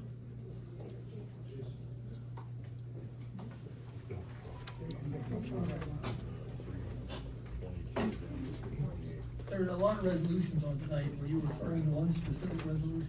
I am, this, I could probably put it in writing better, but, the ordinance authorizing the acquisition Oh, of the ordinance. Ordinance, yes, yes. Why are you so nasty? You're just a very nasty man. Can't help himself, he's a lawyer. I don't know who he was talking about. Let me know when when you're ready for me. We are ready for you. As ready as we ever are. Ah, I hear you, okay. Okay, so, my name is Michelle Foreman. I am a proud, loyal neighbor in Pemberton Township. I was asked to let y'all know that there's a sign on Birmingham Road and North Pemberton Road that's missing a stop sign. So could you all look into that, please? If somebody forgot to mention it. I missed it. Say that again, please, I'm sorry. Oh, you forgot what I said? No, I missed it. I was thinking of something else. Oh, there's a stop sign. Oh, that's missing on North Pemberton Road in Birmingham. One of the residents has forgot to mention it, so I'm gonna mention it for her. Okay? You got it? Okay. Okay, so, if you don't mind, this is such a sentimental meeting tonight, and I just have to say to Marty Graff something, okay? If you don't mind, I'll address the council, but I will tell you one thing, her grandmother and grandfather, up in heaven right now, y'all wanna make me cry tonight, every one of you wanna make me cry. They'd be so proud of you, you talk so beautifully. I don't know when I heard anybody talk so beautifully. And we have great speakers here. I mean, Harry Doyle just got a standing ovation, okay? But, that was really beautiful, and I remember her grandparents. They were so good to me. Remember, they took me right under their wing. I'll just say, that. I wanna thank Dan Dewey for pushing for animal control. Now, we supposedly have 2 part-time animal control officers, okay? And I've been fighting for this for years, okay? And now we got them supposedly. And the reason why I've been fighting on it is because I've been having my little kid, my baby, when he was a baby. He's 21 now, God bless him, he's a great kid. We got chased down the street by pit bulls, by dogs, my husband, myself, I was attacked. The dog was face to face with me. I got scratches, thank God, it could have been way worse. The dog was like, literally, I know it's hard to believe, people probably don't believe me, but it was literally, the dog was like, face, right in my face with the mouth open. I don't know, I'm telling you, it was like God shutting the lion's dead mouth, or whatever that story was. But, and there are animals at large at parks that are made for people to exercise in. And I had police officers say that the dogs need to exercise too.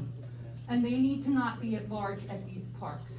So, I don't know if you were kidding the last time you were there when you said it's a big secret, it's top secret who the animal control officer is. I don't wanna say anything, but you said it was We top can't give secret. out employee names.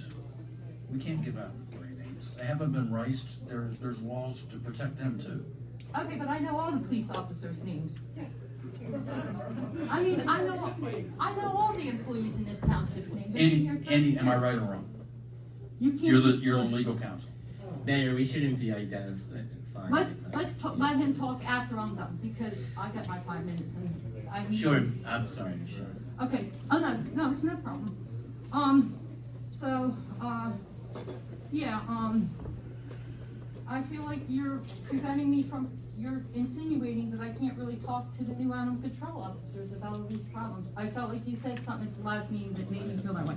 Meanwhile, let me get back to the warehouses, okay? I wanna set the record straight, okay?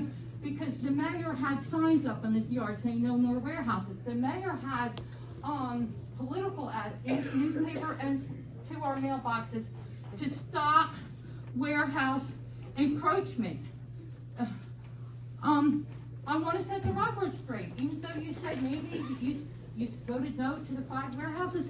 You voted yes to 2 stair houses in Birmingham, that, one of which was almost twice as big as the warehouse we have now, and you voted yes to these 2 warehouses, and it was Rockefeller. And I remember because I think these people here are so brave. I would never want to admit this, but when you voted yes, I almost had a heart attack too. Seriously. So I just want to say, I do believe you should give credit where credit is due. If you voted no to the 5, maybe you can veto if it goes through, whatever, but, and I believe that, you're all, okay, I've been listening, you guys probably don't want to hear me sing a Christmas carol, but, oh, okay, I promise you don't want to hear me sing. Okay, but Rudolph says that you'll go down in history. You do not want to go down tonight. You don't want to go down tonight ignoring the cries of distress of these residents. And I'm telling you, I have literally seen grown men come up here and cry. So you want to go down honoring the people's hopes, dreams, and visions for the future of their neighborhood and this town. So I'm asking you all up there to vote no to 5 more stair houses. We don't need any more stair houses in this town. We have enough, and the people don't want them. Thank you.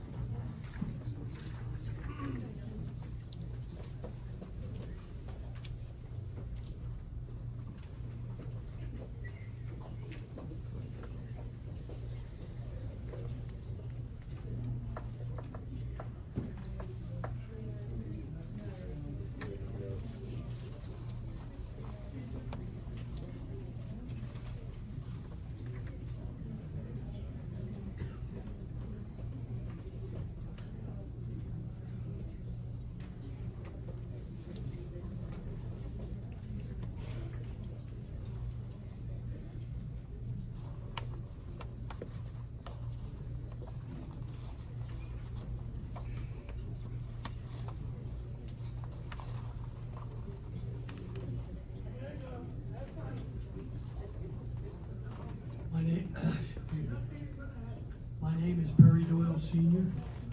I live at 323 Birmingham Road in Pemberton. Mr. Dietrich, I heard you a few minutes ago when one of the speakers was up here. You said that you didn't want to make this a survey or a political event. Please talk to the people up here. That was your words. I would like to tell you that one of you board members attempted to make this a political event. In an email that was sent out, said the Democrats, or excuse me, the Republicans are calling for a large turnout. We need your support. We need you to come and show up. Well, I would like to tell you, sir, at the age of 18, you can register to vote. I'm 79. I've been a Democrat for 61 years. This is a community night that is against this ordinance that you people are looking to vote on. And it is not one. And I was insulted by the comment that came out that said this is a Republican attempt. It is not. Our community is a community at whole in Birmingham. We stick together. We all know each other. If there's a problem, we help each other out.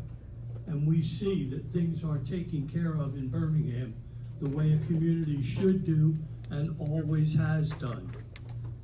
A few years ago, I came in here to a meeting when Solstice was coming to Birmingham.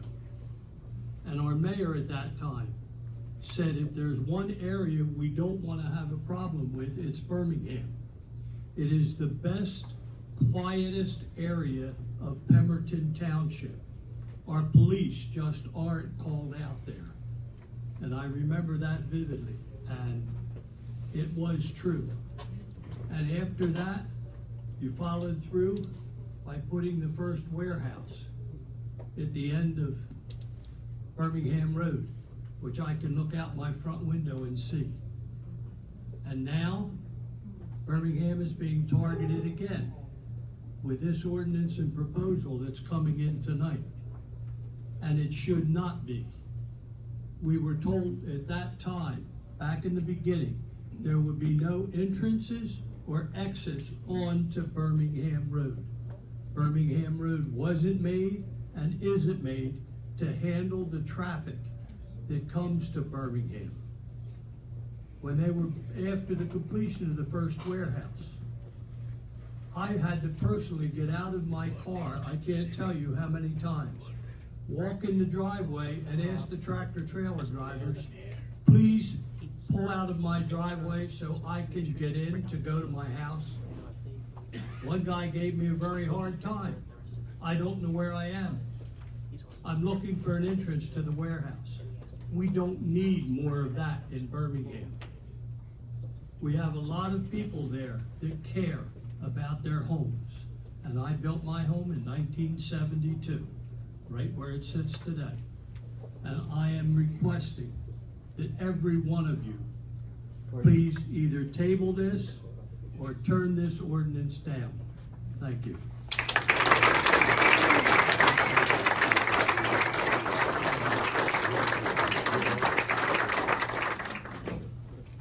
My name is Vicki Adams, and it's 613 Sandra Drive.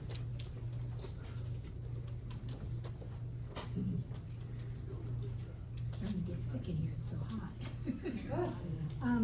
Okay, I up here to begin with a couple other things. I was looking at these resolutions, and on resolution 3320, 2024, purchase of Neptune radio head meters. I would like to know what that is, and if it has anything to do with the new water meters. I'd like to know why are we just now, if it is concerning the water meters that they're putting into the houses, why are we doing that now when they're already changing water meters? Okay.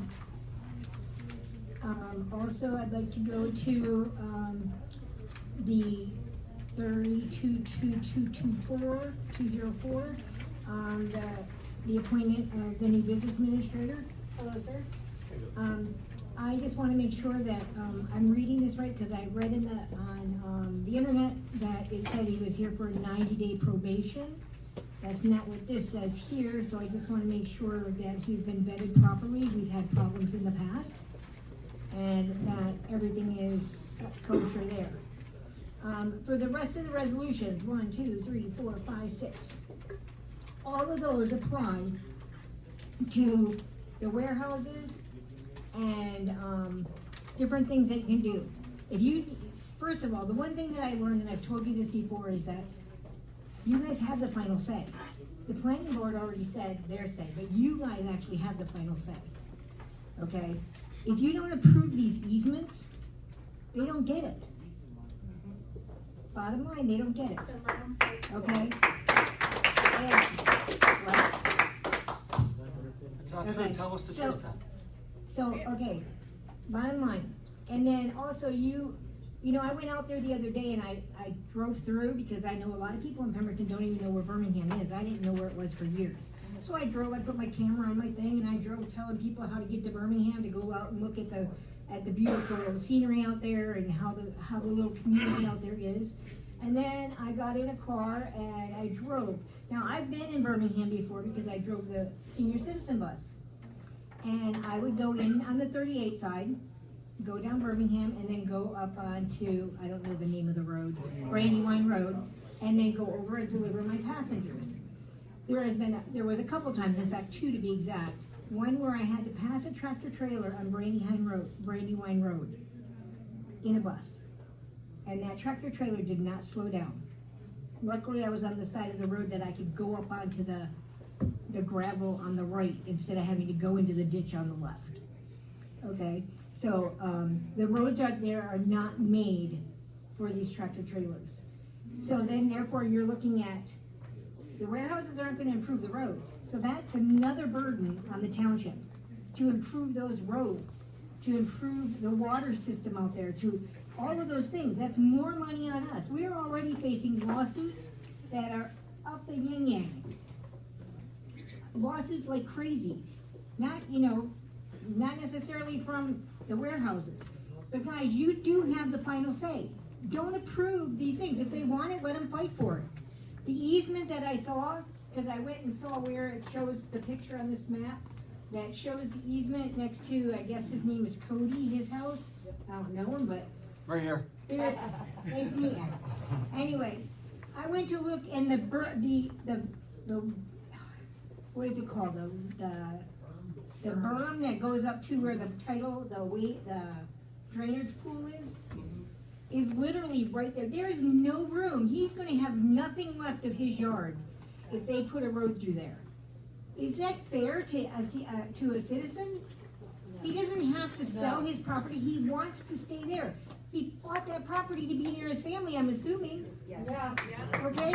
This is a community. Why are we tearing people down? There's other things in this township. I've called several of you guys about another gentleman. You go after these people and you hurt these people that are part of this community. And it's not fair. Okay? I know you're going out, 3 of you are going out, but you did good things and bad things as far as I'm concerned. You did both. Okay, all of you have. Oh. So just think about it. They've said, what legacy do you want to leave? Do you want to leave these warehouses, or do you want to just table it tonight and let somebody else deal with it, so it doesn't wind up being on your call?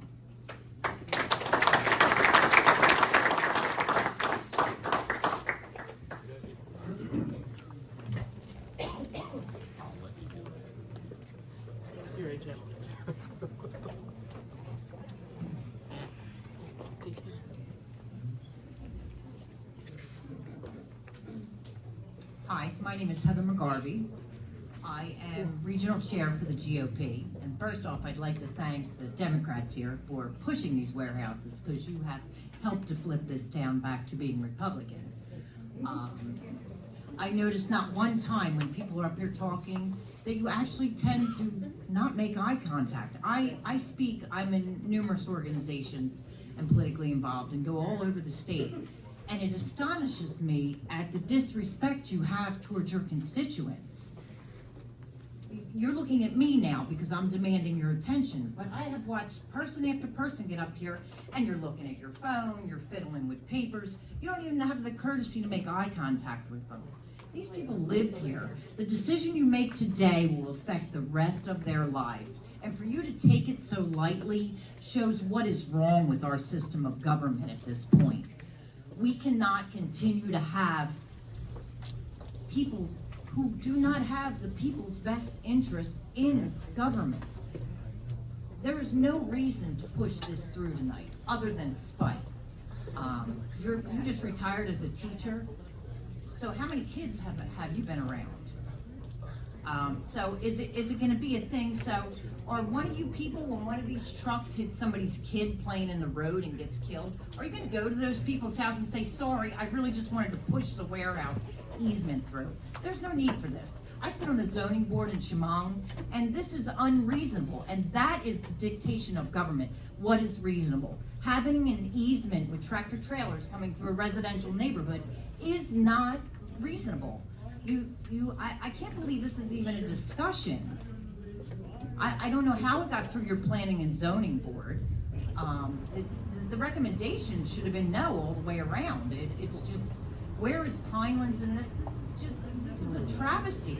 I have never seen so many people come out against something, and to deaf ears, you sit up here and make no attempt to explain yourself to these people, or to say, oh, we're doing this to better our town, or no, there's none of that.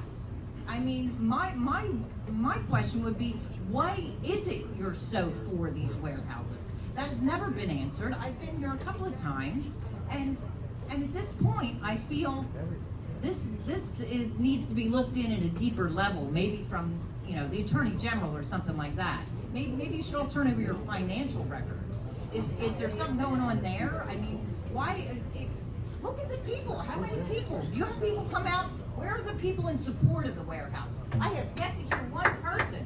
Where are they at? Where are the people from the warehouses? Do you have anybody coming? No, the owner's in jail, in prison. So, I mean, do you not care about the people? Do you not live in the town with these people? Aren't you all residents? Are you having a warehouse built by any of your houses? It's a simple question. I mean, I know you can't answer anybody, and that's, you know, is the thing. And it's just a shame that for the, you know, because I have heard people say that you've done good things as well. Why would you want to go out on such a bad note? Yeah. It shouldn't be where people can come out. Government is supposed to be of the people, by the people. You represent them, not your interests. You can't tell me this means nothing to you and vote against all these people.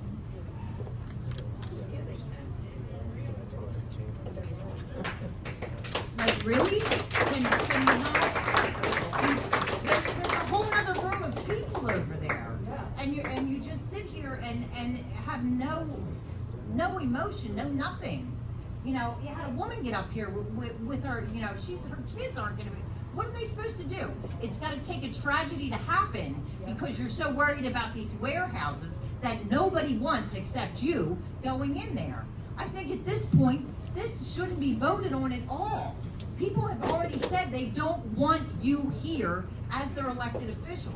So I know it's the natural reaction of people to retaliate when people reject you. But the fact is, you're supposed to represent these people, and it's just not fair to them to push something through that's not wanted nor deserved.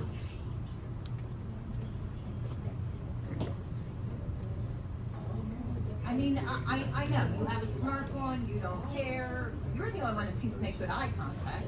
Well, of course, Dan and Josh, we all know where the votes lie.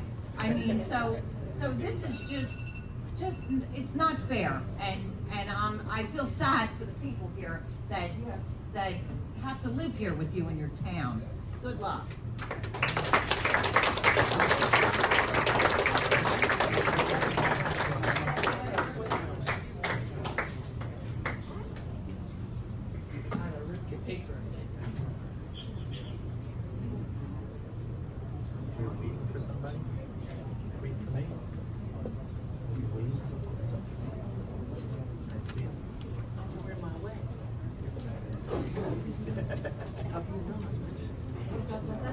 Council, it's finally good to be up here. I waited my turn. There's just so many people here, so many great people. So I handed you guys pictures at the start of the meeting, and I don't know if we still have them or they went in the trash, but I hope we still have them. The first set of pictures are the garbage that was there. I took the pictures around a week ago, and the second on the back are what is of there still. There's only a piece of plywood and a few pieces of garbage. So I will be sending another email to Public Works with his words, because it doesn't matter where it's at. If they drive by and see it, they have to pick it up, right? Perfect. Secondly, Ordinance 322-2024. I don't think you guys should vote on this. I think it should be up to the next council. And I'm just gonna jump back just to the front page. 321-2024. I think our police need good equipment, so please give them the reviews. Also, the next council should also upgrade their body cameras, because I've seen some of the footage that they have, and it's pretty crappy. So get them some 4K camera, you know, on the body camera. Maybe some better mic on there too, so that you can actually hear what's going on. It's not all mumbling. All right, and thank you.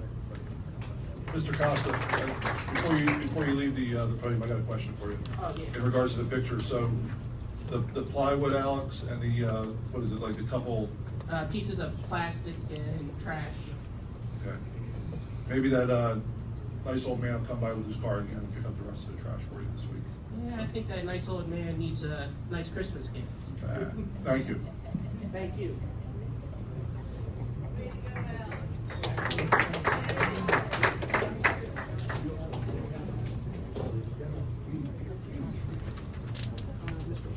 But we just call him a nice old man.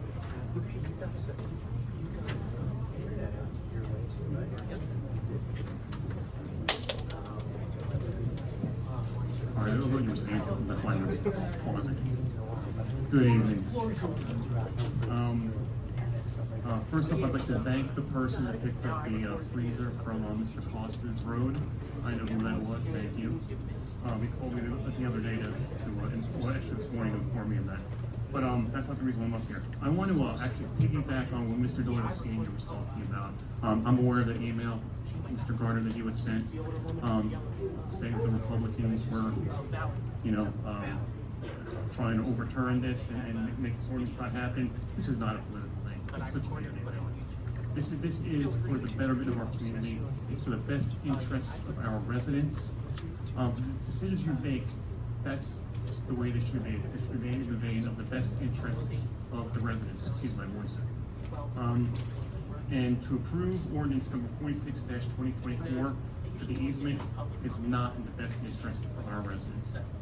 And how anybody could construe it to be in the best interest of our residents, they're delusional. To put an easement on that residential road between Cody's house and the warehouse, how is that safe? How does that contribute to public safety? There are other options. We might be stuck with that warehouse, that big eyesore up there in the corner, but to put that easement there makes 0 sense. No sense whatsoever. So I implore you, please, either kill this ordinance tonight or vote no. Thank you.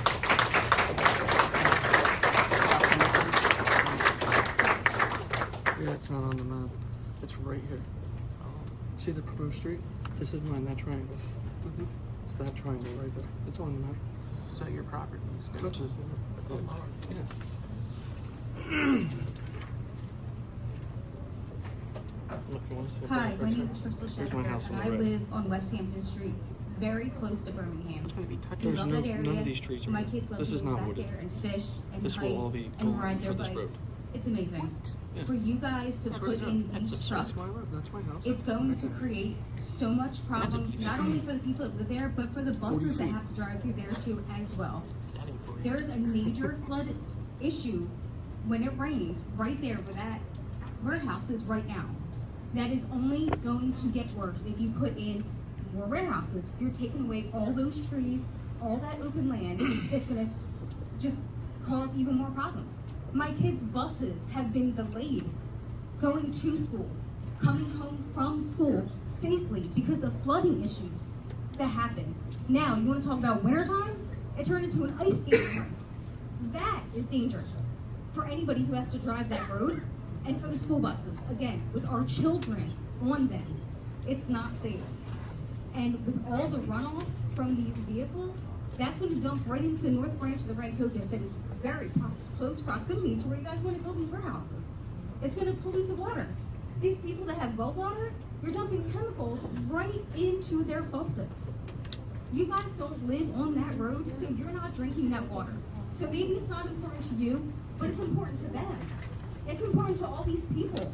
Would you be okay with me coming over and dumping like all kinds of harmful chemicals right into your yard? You wouldn't want that. You would not want that. And I live right off the main road. When they took 10 feet of my property, thank God my house is back a little bit, I feel the amount of traffic that comes through there. My house shakes sometimes with trucks. Just regular traffic sometimes. To put all these tractor trailers constantly through there, these people's houses, it's gonna disrupt their houses. Their foundations are gonna have issues, especially with the erosion from removing all the dirt and the trees. That creates erosion. That's another thing. So you gotta worry about the foundation of these people's houses. People have cracks in their walls that live along Route 38 because the amount of traffic that goes through there and it disturbs the ground. These houses are a hell of a lot closer, excuse my language, to the road than my house is. they're gonna have damage, and guess what? Homeowners doesn't cover that. So who's gonna foot the bill for them to have their houses repaired? Are you guys gonna come out and do it? No, you're not. You're not gonna come out and repair their houses. So then they have to live with their house like that, or put out all this money? And what does this warehouse bring into the township? What does the township get out of it? What do the people get out of it? Nothing. All those warehouses, I drive to and from work every day past those warehouses, they're empty. I never see anybody going in and out. So if they're doing anything, I don't know what the hell they're doing. I really don't. None of them are filled to capacity. And you want to build more? How does that make sense? Can you make it make sense, please? Because it doesn't to me. It's disturbing. So please, if there's one thing that you can please do for this township, do not allow them to desecrate what woods we have. Please, please vote no. That's all I'm asking, please. The rest of the meeting.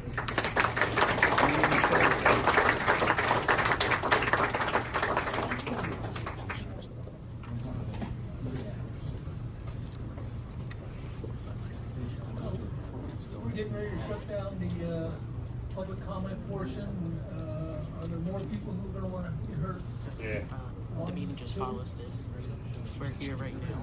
After they close it, then they move on to your resolutions. Get to this. It's been going on for 3 hours. They then get to this. You gotta listen to the people that you chose to be elected. Yeah, you were in closed session for an hour, don't forget that. Yeah. Nice try, though. Big time lawyer. Hi, my name's Tim McGarvey. Big time lawyer. I'm a resident of Chemung. So there's 3,034 warehouses in the Garden State. Takes up a total of 527 million square feet. Think about that. 527 million, not thousand, square feet. About 1 in 3 people in New Jersey live within a half mile of a warehouse as it is. The facilities generate at least 380,000 daily truck trips. The number of warehouses in this state has grown by 35% in the last 2 decades, and 2.7 million people, which is how I get the 1 in 3, live within a half mile of these facilities. Some 187,000 of these people are under the age of 5, and 350,000 are over the age of 64. How do you? Dude, it's crazy. How do you? I haven't heard one person up here, not one, talk in favor. I don't understand how you represent your residents. And just like last meeting, you guys voted on it and walked right out and had a smile on your face. How does that not hit you somewhere? You guys just totally ignored at the last meeting I attended, which I think was a little less people than this one, but still filled the room and had people standing in the hall. How did you have the gall to walk out and smile at us? That's crazy. You don't represent the residents. You're making decisions upon yourself and not listening to the people that voted you in. It's basic government duty on your part to represent the citizens that voted you in. And you guys have failed. And you showed me that at your last meeting. I don't want to sit here and talk down, because I'm sure you guys have done great things. And I still, even though I'm not a resident, thank you and respect you for sitting up there doing what you're doing. Because it's not easy. And I know you guys have made good decisions for your community. But please, listen to the people that voted you in. Whether you're serving another term or not. Make them smile. Do something right. Listen to the people that got you here in the first place. And that you will continue to be a neighbor with. And that's all I have to say.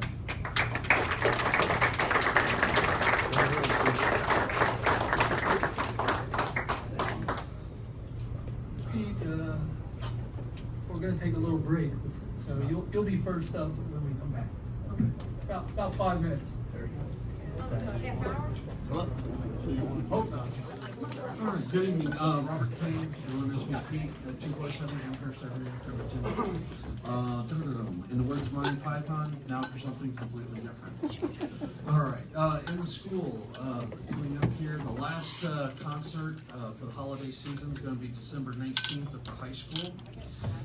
If anyone's looking for a job, the school's actually holding a job fair, so if you're interested in trying to find a job with the school district, they're doing that on January 8th.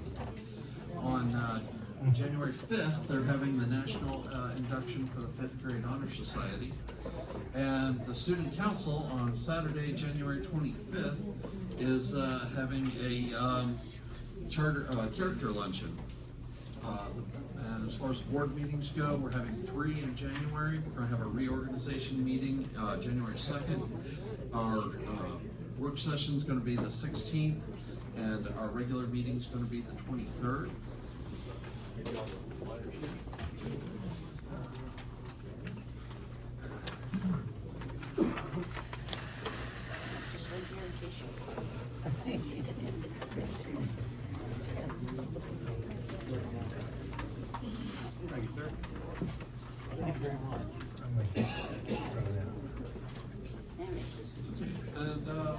And just remember that education begins at home. Everyone can check their kids if they're on the computers. They can go into Genesis. They can find out if their kids are missing any assignments. And that, if you help your kids keep up on their assignments, that just means they can do better. We're also shooting for attendance this year, because as long as the kids are getting into school, there can be getting some positive learning. And from the safety aspect, remember, don't pass parked school buses, because you're just endangering kids at that point in time. For the BSA news, I had 2 scouts rank up this month. One, she made scout, and another one made tenderfoot. I have one scout who's continuing her Eagle project hopefully this month. She has only 5 more benches to build to take out to White Spogs there. And remember, if any boy or girl would like to join Scouting America, it's kindergarten through 18 years old. And if they continue in venturing, they can go all the way to 21. If anyone has any questions about Scouting America, see me. If you have any questions about Girl Scouts, talk to Justine. So, because girls have the ability to actually do both, Girl Scouts and Scouts, and they're both great programs. And other than that, from a personal point of view, thank you guys for everything you do. You know, it's not, I definitely know it's not an easy job sometimes. Just make sure you listen to people, do your homework. The outgoing people, thank you. The incoming people, thank you very much. And for the people who are staying here, you guys, good luck, and keep up the work. All right, any questions for me? Yes, don't forget to mention the benefits of the Boy Scout to the military. Oh, yes. That's the other thing. If you happen to make Life Scout in Boy Scouts, you go in as an E1, or E2, sorry. And as an Eagle Scout, you can actually go in as up to an E3. So there is that benefit. When you and the other thing about Eagle Scout is there are at that point in time, all kinds of scholarships and stuff open up to you. Also, if you're going to business and stuff like that, your resumes go from the bottom of the pile to the top of the pile, because that is the weight that Eagle rank holds. Anything else, sir? Thank you. You're welcome. Y'all have a great day, and Merry Christmas, Happy New Year, and everyone's Happy Hanukkah. Everyone stay safe and Happy Kwanzaa. Let's see if I missed it. I hope not. If I have, I'm sorry. But everyone have a safe holiday season, and hopefully we'll see y'all all in the safe and happy in the new year.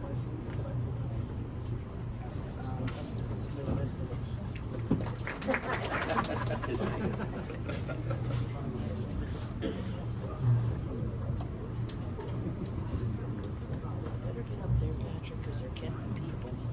These There's only 3 of us. My name is Erlene.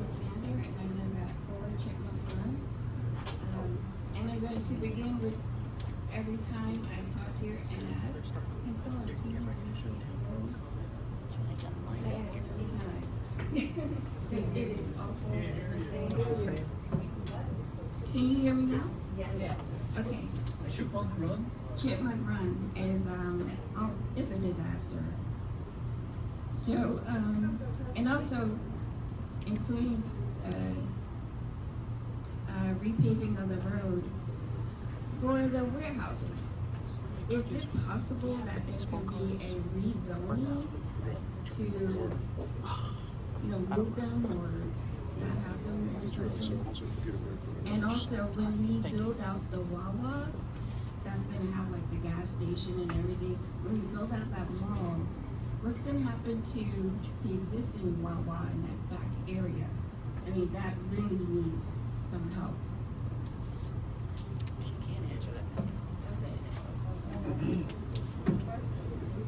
So just on the rezoning question, the owner or developer has a planning board approval, and so under the zoning that was in effect at the time, GCLI zoning, which had been in place since 1980, and so you can't change this. Just changing the zoning wouldn't impact the planning board that they have.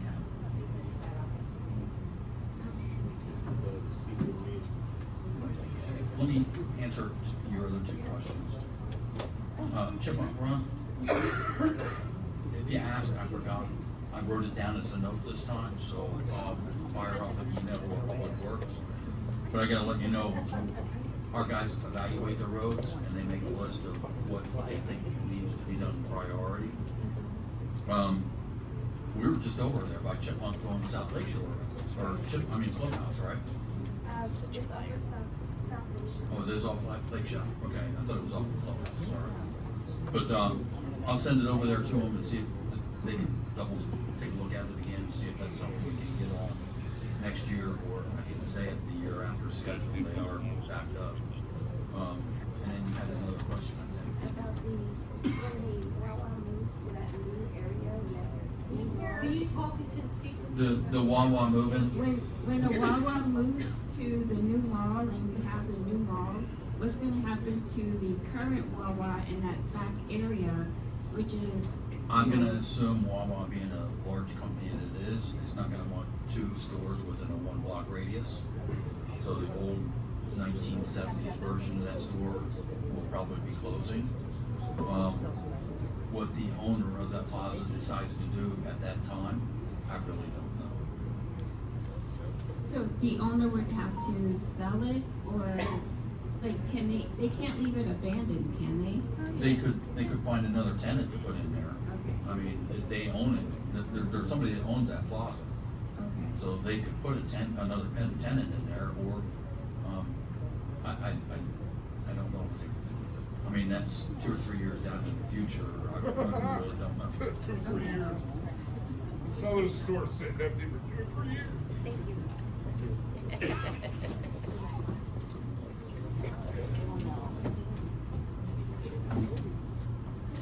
Good evening. My name is Eric Allen, at 162 North Pemberton Road. As I was, sorry. I only have a few minutes. I have a very condensed schedule available. I live on North Pemberton Road, nearby where the Greenberg property is. Very, very close to it. If the Greenberg property gets developed, I probably will never be able to get out of my house because of the traffic, because there's only going to be one access. My property is 40 acres and it's been preserved by the township, state, and, if you would like to know, not the township, but the federal government. Do you know why? The federal government decided to preserve my property? Because I am in Class D airspace, and as David Frank, who was my attorney at the time, why is that name familiar? David Frank was my attorney to preserve our property, and he went to the federal government. He went to the military base, and he got them to preserve our property because the township did not want to put in their cost share. 10%, woohoo, 10% cost share. David Frank went to the federal government, and they decided it was better to have farmland rather than houses. Because as he said to me, they would rather dump plain and farmland than houses. Do you know where the Greenberg property is? It's right across the street from my property. And now, David Frank is representing the Greenberg property 15 years later. Okay? So, not to say he can't go and get money where it can be gotten, but that's what it apparently it is. We need to preserve farmland. We need to preserve the land around the military base.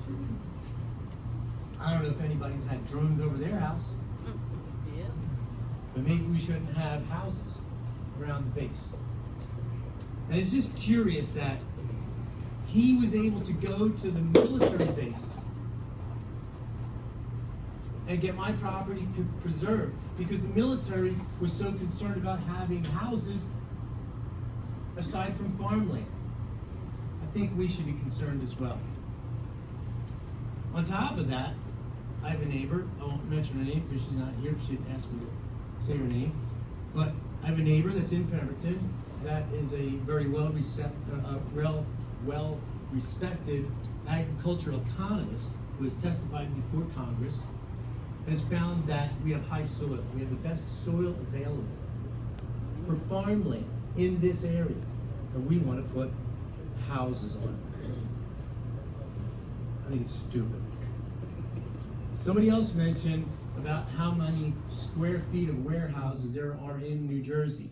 Now, the last time I was available to be able to be at a meeting, I found just by going online, pretty easy, I found 3 million square feet of empty warehouses in Burlington County.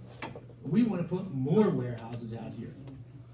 On top of that, the warehouse that's currently on the edge of Birmingham is owned by a gentleman who is in jail for stealing almost $3 million of PPP funds. And we want to do business with an indicted felon? Are we stupid? Yep. Okay, somebody said it. It has not yet been resolved. I don't think we should make a decision on that issue until that's been resolved. Because if you read the indictment, the last line of the indictment says that he took the money from all over the state and put it into building the warehouse in Pemberton. That guy didn't have the money. And we're going to give him 5 more freaking warehouses that he might not have the money for, and the feds might take over? Oh, he's stupid? It's a rhetorical question.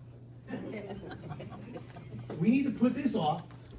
The warehouse is in Birmingham at least until that joker is determined whether he serves 5 years or 30 years in jail.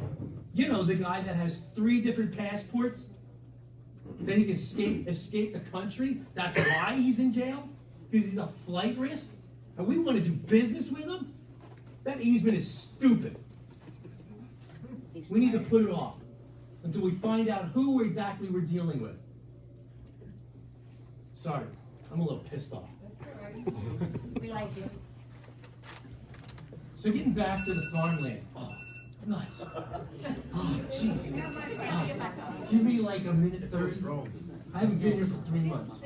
So I haven't been here for 3 months because our farmland that we preserved is actually my mother-in-law's name. My mother-in-law is Marie Kalin. She had a 3-page article on her for turning 100 years old from the Pinelands Tribune. She's been in here forever. She preserved our farmland so that it would be preserved in perpetuity. She can't make it here tonight, but her farmland is preserved in perpetuity. That woman is in my house right now, dying. And that's why I can't make the meeting most of it. I escaped my house for 2 hours. So I get out here and plead to you guys. My land is going to be enveloped by development. It's a preserved, it's the best farmland you can get. It's the best soil you can get, and you guys want to build on it. And several of you people are not going to be on the board in January. I think you guys should just let January come. Let today go. You guys can let us deal with the aftermath. We need a little bit more time. I think there's been a lot of backdoor stuff.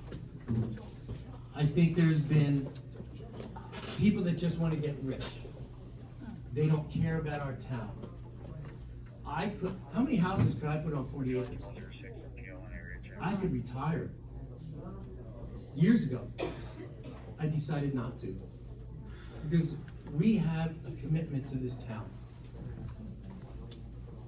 And I think everybody on this board should be too.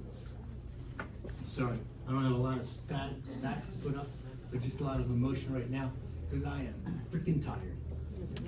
I get 2 hours of sleep, I wake up, I take care of an old lady. I get 2 hours of sleep, I take care of an old lady who dedicated her life to this area. If you guys can live with your conscience until you're 101, if you can make a decision and vote and be comfortable with your conscience until you're 101,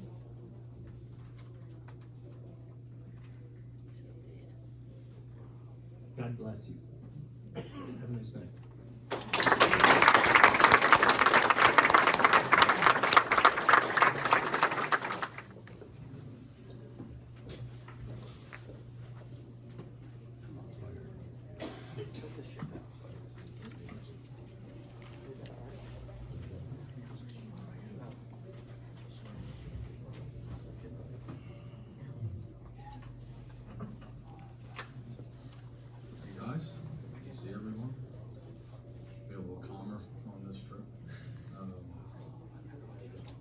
There was a lot of things I was gonna say, but I think it's pretty evident. This goes to the 3 council members that are for these warehouses. You guys represent the will of the people. People don't want it. Some of you guys might want it, and I can understand why. You have your reasons. You want ratables, you want tax revenue, but I think the cost is a little bit. If you vote for it, you have to look at these people in the face, and you live here and you're in this community. And that means something to some of you, I know it does. It does to me. That's why I'm here. I have friends and people that I care about that live over there, and they need support. They need your support tonight. You're here for them. There's a lot of them here. So I just hope you guys either table it, let the next administration deal with it, or vote no. Sometimes the hard thing to do is the right thing to do. So good night.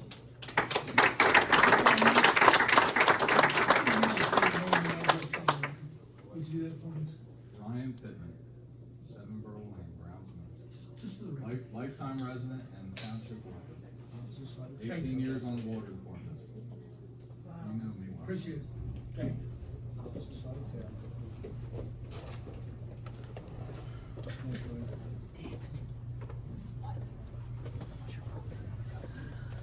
What are you doing?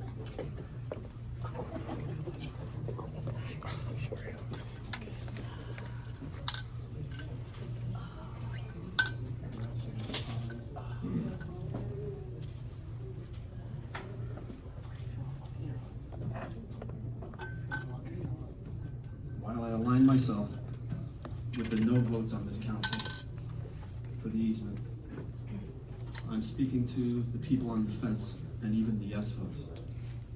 The direction that this township has taken over the past few years made me do something I never thought possible. I voted Republican for the township council. I'm 62 years old, and this is the first time that I ever voted Republican. So yes, I am a lifelong Democrat. after the election results, you would think it would make you pause and think maybe we are headed in the wrong direction. Not double down and forge ahead. So I ask you to vote no or table the easement. And Mr. Mayor, I attended the planning board meetings for the past 2 years. And Mr. Brown is an asset to the planning board and to the township of Pemberton. And I ask you to please reappoint him to the planning board. Thank you.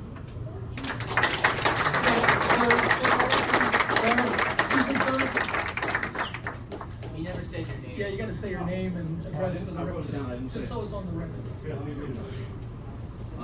Robert Smith, 3 Highland Road, Brownsville. Thank you.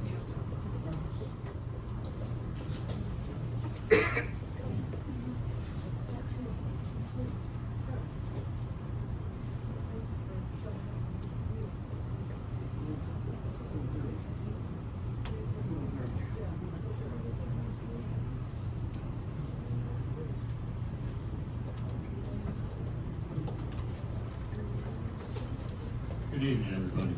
Patrick Iverson, 59 West Hampton Street. Bear with me a little bit too. Lack of sleep as well a little bit. I've been a little bit busy here for the past 2 weeks.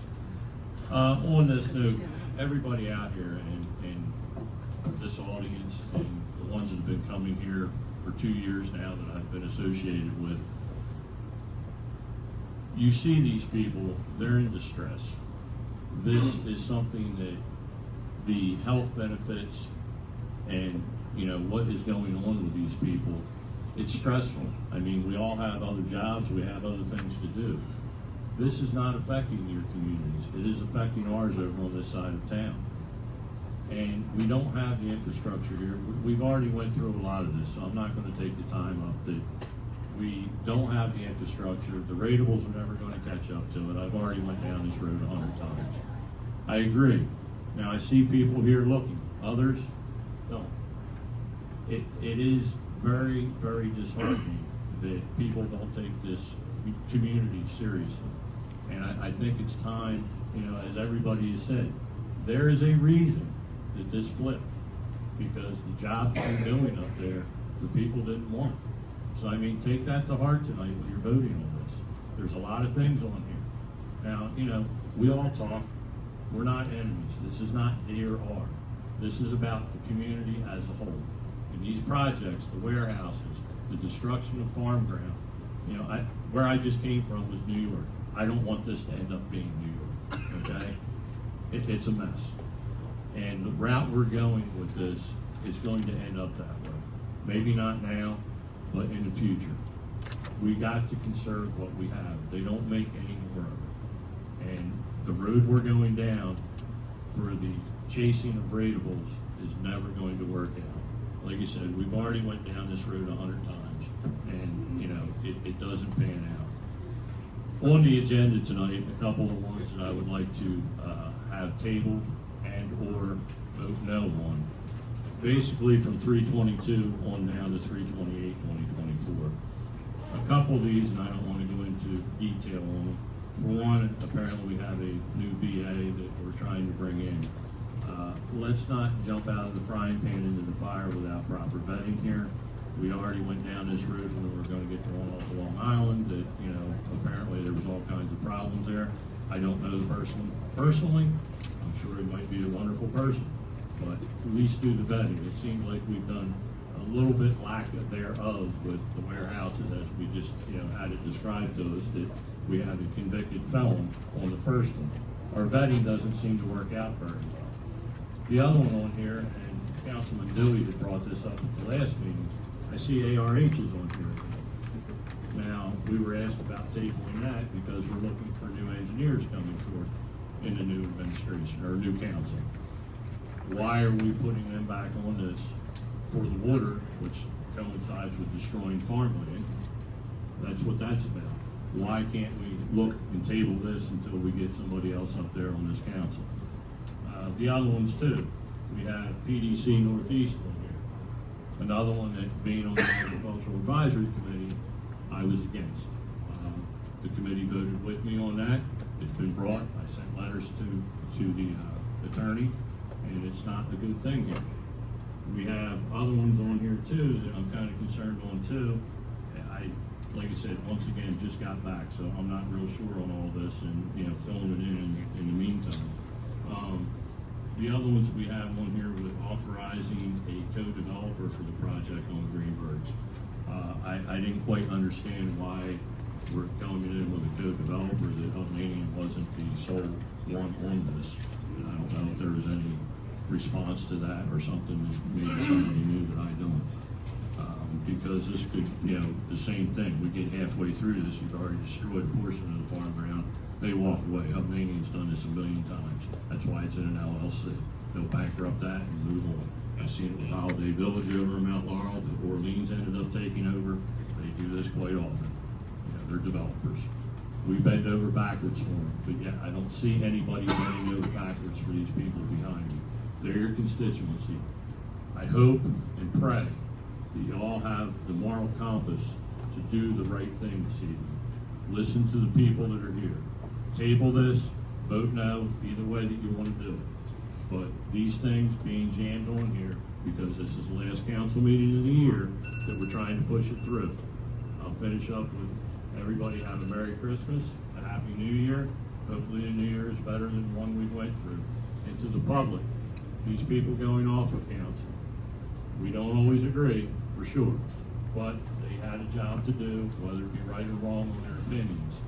The new council coming on here, don't hold them responsible for the aftermath of what is leaving. So to the new members coming on here, take a long look and don't blame them for what you're getting. Thank you. Okay, 2024 authorizes the purchase of one new 2025 Kenworth T480 tandem axle dump truck in the amount of $295,878.30. Any questions or comments? I have a couple of questions. Mr. Dewey? It doesn't specifically say when this truck comes in, is it gonna be a 24 or a 25? I would guess 25 this late in the year, but that is strictly, Okay. well, like I said, a guess. All right, and Mr. Harper mentioned about the stainless steel body. Personally, I think that's the wrong way to go with that truck. It should be aluminum body. Again, I'm gonna go off the guidance and expertise of the people that are actually working on the So why don't equipment. we table this and have the expert come in so we can talk to them? I can say one thing, I'm assuming that, they're looking at stainless steel because it's a lot stronger and won't get holes punched in it like an aluminum one would. Well, the experts, like if they're hauling rocks and stuff for concrete, they should put a layer of sand in the body, steel or aluminum, before they dump it in there and haul it. But, I think we should table this to the expert can come in and talk to us. Any other questions or comments? Yeah, Council President, I have a couple questions. Mr. Ward? And, the snowplow package was brought up. I know, the other truck had burned up, right? And we were getting, insurance money for that. Is that correct, Mr. Mayor? Is that still correct for the case? That's on the resolution, Yep. Councilman. Okay.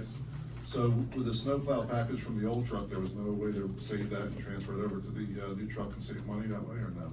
If I remember right, this was last year, the fire started under the engine compartment, and that truck pretty much melted in the street. Yeah, but I'm talking about the snowplow. The Not the plow we truck. might The truck, have- I know, we need. Yeah, the plow we definitely- might have back in the back, but all the equipment that's on the truck itself to hold the plow, operate the plow and all that is probably gone, so I don't know the dynamics of that, I'm not a mechanic or a maintenance guy back there in the back. I believe that the township definitely needs a truck, the one burn up, but I think, Mr. Dewey's comments, the stainless steel, body is a concern, and then the plow package, if we have one, why are we purchasing a new one, so. Well, I mean, my only comment, you can table, you can turn it down, you can vote for it, yes, whatever. My only concern is, I mean, this is 2024, the telephone's been around for a long time. It would have been nice to have a phone call earlier in the week and I could have got the answers for you. I have a quick question. Is this truck gonna impact, or lack of this truck is gonna impact advanced stone removal for next year? We're gonna wait until we get it for 2026. We had an agreement with the county when I first got elected to do the shared services and plow some of the major roads that are county, so that our residents would be driving on cleared roads going to work, into the store and stuff. But then we lost this truck, and I think we lost one or two others, and that impacted the ability to do that shared services. So we canceled it last year. The county actually really wanted us to do this. They sent me a shared services agreement, I want to say 2 weeks ago, and I had to call our director of public works and see if we could fulfill that requirement, and he said no. So the lack of these vehicles is impacting the services that we're providing to our residents.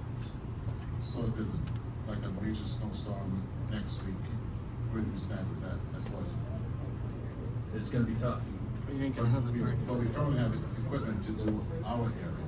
We have the equipment to do our area, and I'm gonna say that I'm guessing, and I'm gonna say I'm pretty sure that we're gonna be able to do it, but our guys that are working, instead of having, like, I'm gonna say 10 trucks out there, if we only have 6 or 7, they're gonna be doing a lot more overtime to get these roads cleared.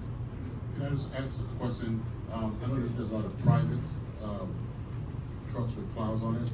If a situation ever comes up, can we like temporarily hire some of those trucks? I honestly don't know what the rules and requirements on that would be. I honestly don't know. That would be a question I would have to run through our director of public works and possibly our CFO for contract. Well, I got a question for the mayor. We lost this truck over a year ago. And I know we settled with the insurance company pretty quick on it, $99,000 when they lost the truck. Why are our experts waiting on 12/18/24 to order a truck where we would have had the truck already? I believe they tried to order trucks numerous times, and one time it was a triaxle on this council. Well, they can't even drive tandems, you can't get them a triaxle. You asked me a question, sir. Well, I'm I just tried to saying, answer it to the it's best of my ludicrous, knowledge. because you're in the middle of December, and now they're ordering a truck when it should have been ordered 14 months ago. I answered it to what I thought I knew. President Diedrich, I have a question. So, the resolutions, if we, I'm kind of feeling like we should table this because there were a lot of questions about it, so. But my question is, with the resolutions, if we table them, will they carry over into the following year? So that, I just want to get that No. on public record for tonight, that if we table anything, it doesn't get carried over to the following It year. has to be relisted, as a new item. Okay, I just want to put that on record, that's all. Any other questions about it? Where'd you take that gum out of your mouth? You know, and I just had a question I asked our acting VA.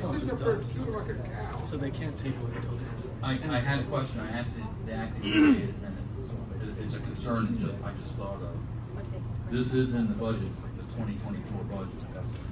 So if we don't approve this tonight, that money might go away, and we might have to refund it. No? I don't know. Bottom line is, we should have had this in Congress.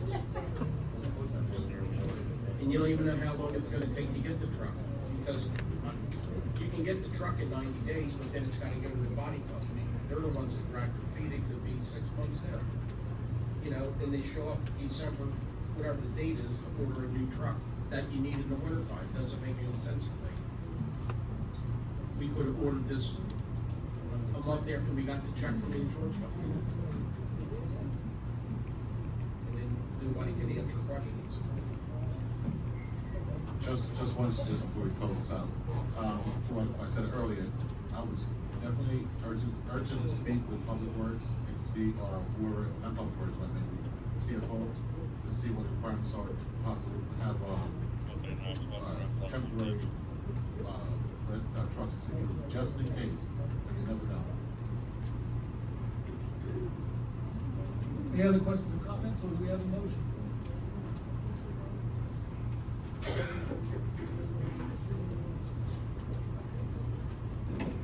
Okay, I'm gonna make a motion to approve resolution 319/2024.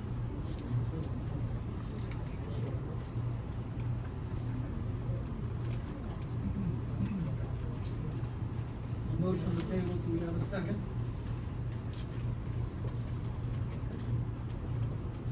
Hearing none, the motion dies. Is there any other motion?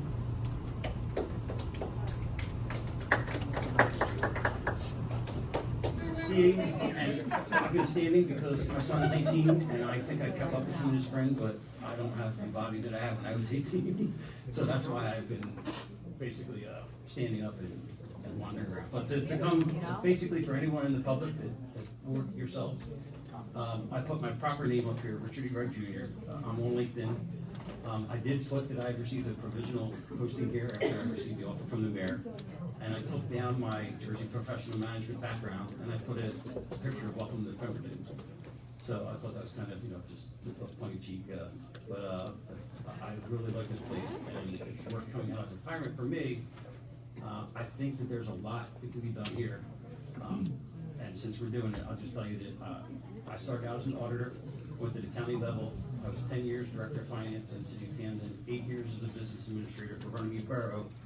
I started as the CFO and created the VA title that did not exist, and I helped them develop that title. And basically, it took about 4 years until I could wrestle day-to-day operations from the way that it was always done, which is my biggest pet peeve in government, and was able to proactively run the government. So I don't want to be long-winded here, but anyone can look me up. Anyone can look me up on LinkedIn and see and back up even in more detail than my resume if they want to vet me right now. But Thank you. One last question, and this, yes, that was a fun experience, but I'm sorry, my apologies for addressing. just a short answer. Oh, I'd love to, but I'm not allowed to. What do you mean by no more office in the back of your SUV? I'm sorry? No more office in the back of my SUV, what is that? Sir, from 2018, when I was working for Jersey Professional Management, I was assigned to places in upper New Jersey that were above New York. And the deal I made with my boss, if he wanted me to go up to Park Ridge, that he had to put me up at a hotel, and I would stay there Tuesday, Wednesday, and Thursday, and he would pay for my room. And this way I didn't have to commute back and forth for 2 hours. So basically my comment is that I no longer, I've already moved into the office here, so I think I'll be here for 90 days, hopefully. But I would like to be here permanent so that I could help you grow into what the residents are asking for. But the comment was that all of my binders and my rolling bags, I have 4 of them, were from the back of my SUV, so that was my office, to help you understand that. All right, thanks. There's 375 grand, I can do that. Any other questions or comments? Council regarding this resolution? I think we should table the first one. Is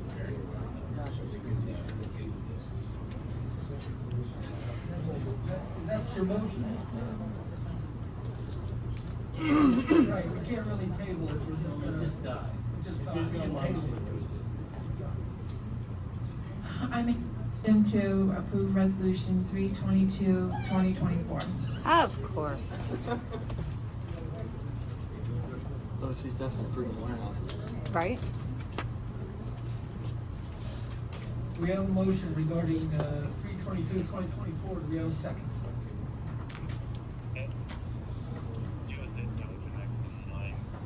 Seeing no one jump forward, okay.